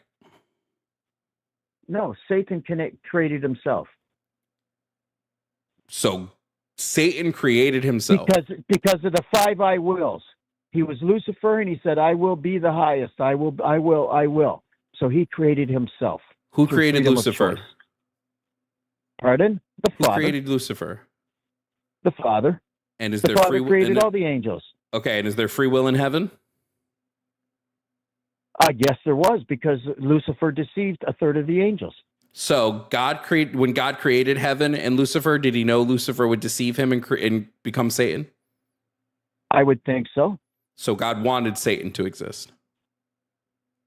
If that's the way you want to say it, I'm not going to argue. Why didn't I don't why, agree wait, with the way when you God say it. when God created Lucifer, did he know Satan would come into existence and convince Adam and Eve to eat the apple? When he created Lucifer, did he know this would happen? God knew everything. Yes. So God wanted this to happen because when he created Lucifer, because he could have just not created Lucifer. He could have just not done it, and then it wouldn't have happened. That's your interpretation. So Okay? That's your interpretation. So God doesn't have his own will. He operates according to pre-planned scripture. No, because Scripture was only made for the body of flesh. Okay. So does The God Alpha and the Omega make is decisions? Mike, does God make decisions? Yes or no? Who's God to you? I'm asking you about your God, Mike. My God is the Father. Does the Father make decisions? He's the creator Mike? of all. Does the creator of all make decisions? Yes. Okay. So when he made the decision to create Lucifer, did he know that would set off a chain reaction, thus creating Satan? Yes. So then he Yes. wanted this to happen, because if he didn't want it to happen, he could have just not created Lucifer, correct? For freedom of choice, yes. Angels didn't get freedom of choice. In your opinion.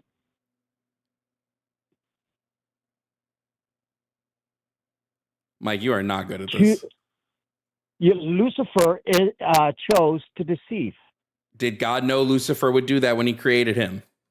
We have already been there. We're going in loops. Yes, he did. Okay, so then why didn't God just not create Lucifer? Because that's not the plan.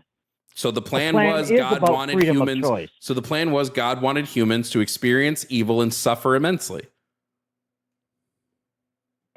That's your interpretation. God wanted salvation because Jesus said, "I knew you before I formed you in your mother's Not womb, my and I'll be interpretation. with It's you the when you shit pass you're through the telling waters." me, Mike. It's not even my interpretation. This is what you are telling me. No, It is. no, you're a non-believer. Yes, this Okay? is exactly what you're telling I'm me. not telling you anything. You are. You're saying believing what God you want to. wanted. You're saying God's will. Why did God allow babies to have cancer, Mike? My son died of cancer. Yeah, why did God allow that to happen? Because that's what the body, it deteriorates. It gets sick. Yeah, why couldn't God just create a universe where cancer doesn't exist? Everything else can be the same. Our bodies just don't get cancer. He did. He did. And then- The universe and that God created with Lucifer in it was perfect until Lucifer created sin in it. And when God created Lucifer, he knew that Lucifer would do this thing that leads to babies getting cancer. I guess, yes. And God didn't stop that. He said, it's fine with me that babies get cancer. Totally down with that. Yes. Seems like an evil God. That's your opinion. If I But if purposely... he's trying to make a perfect, Mike, if he's trying to make a Mike, perfect, Mike, can if I I had please finish? No, hold on. If I had a poison in my hand and I went into a hospital and that poison gave cancer and I injected that poison into 9 billion babies, would you call me evil? Yes. But God's not evil for doing it. Satan's belt buckle is the medical system logo. Okay. The medical system is Okay. evil. Be well, Mike. What the actual fuck, bro? What the actual fuck? Shout out to AR Uzi 4TF for the boot in YouTube.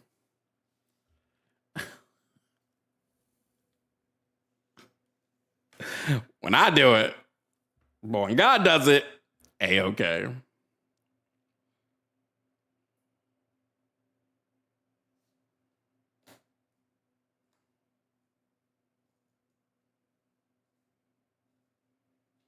Hey guys, thanks for watching stream today. It's been a real blast. It's been a pleasure. I'm gonna head out. I've been here long enough. Show's over. You don't gotta go home, but you can't stay here. Get out. It's too late for us to watch a movie in Discord, but we'll do the movie night tomorrow. I'm sorry to Andrew Wilson. We didn't get a chance to get to him today. He was in the calling queue. So maybe next time, Andrew. Thanks guys for being here. Thanks for hanging out with me. I will see everybody sometime tomorrow, especially for me and Jimmy's After Dark over on the line. So I'll see you guys for that. Catch you guys later. Thanks for being here. Goodbye.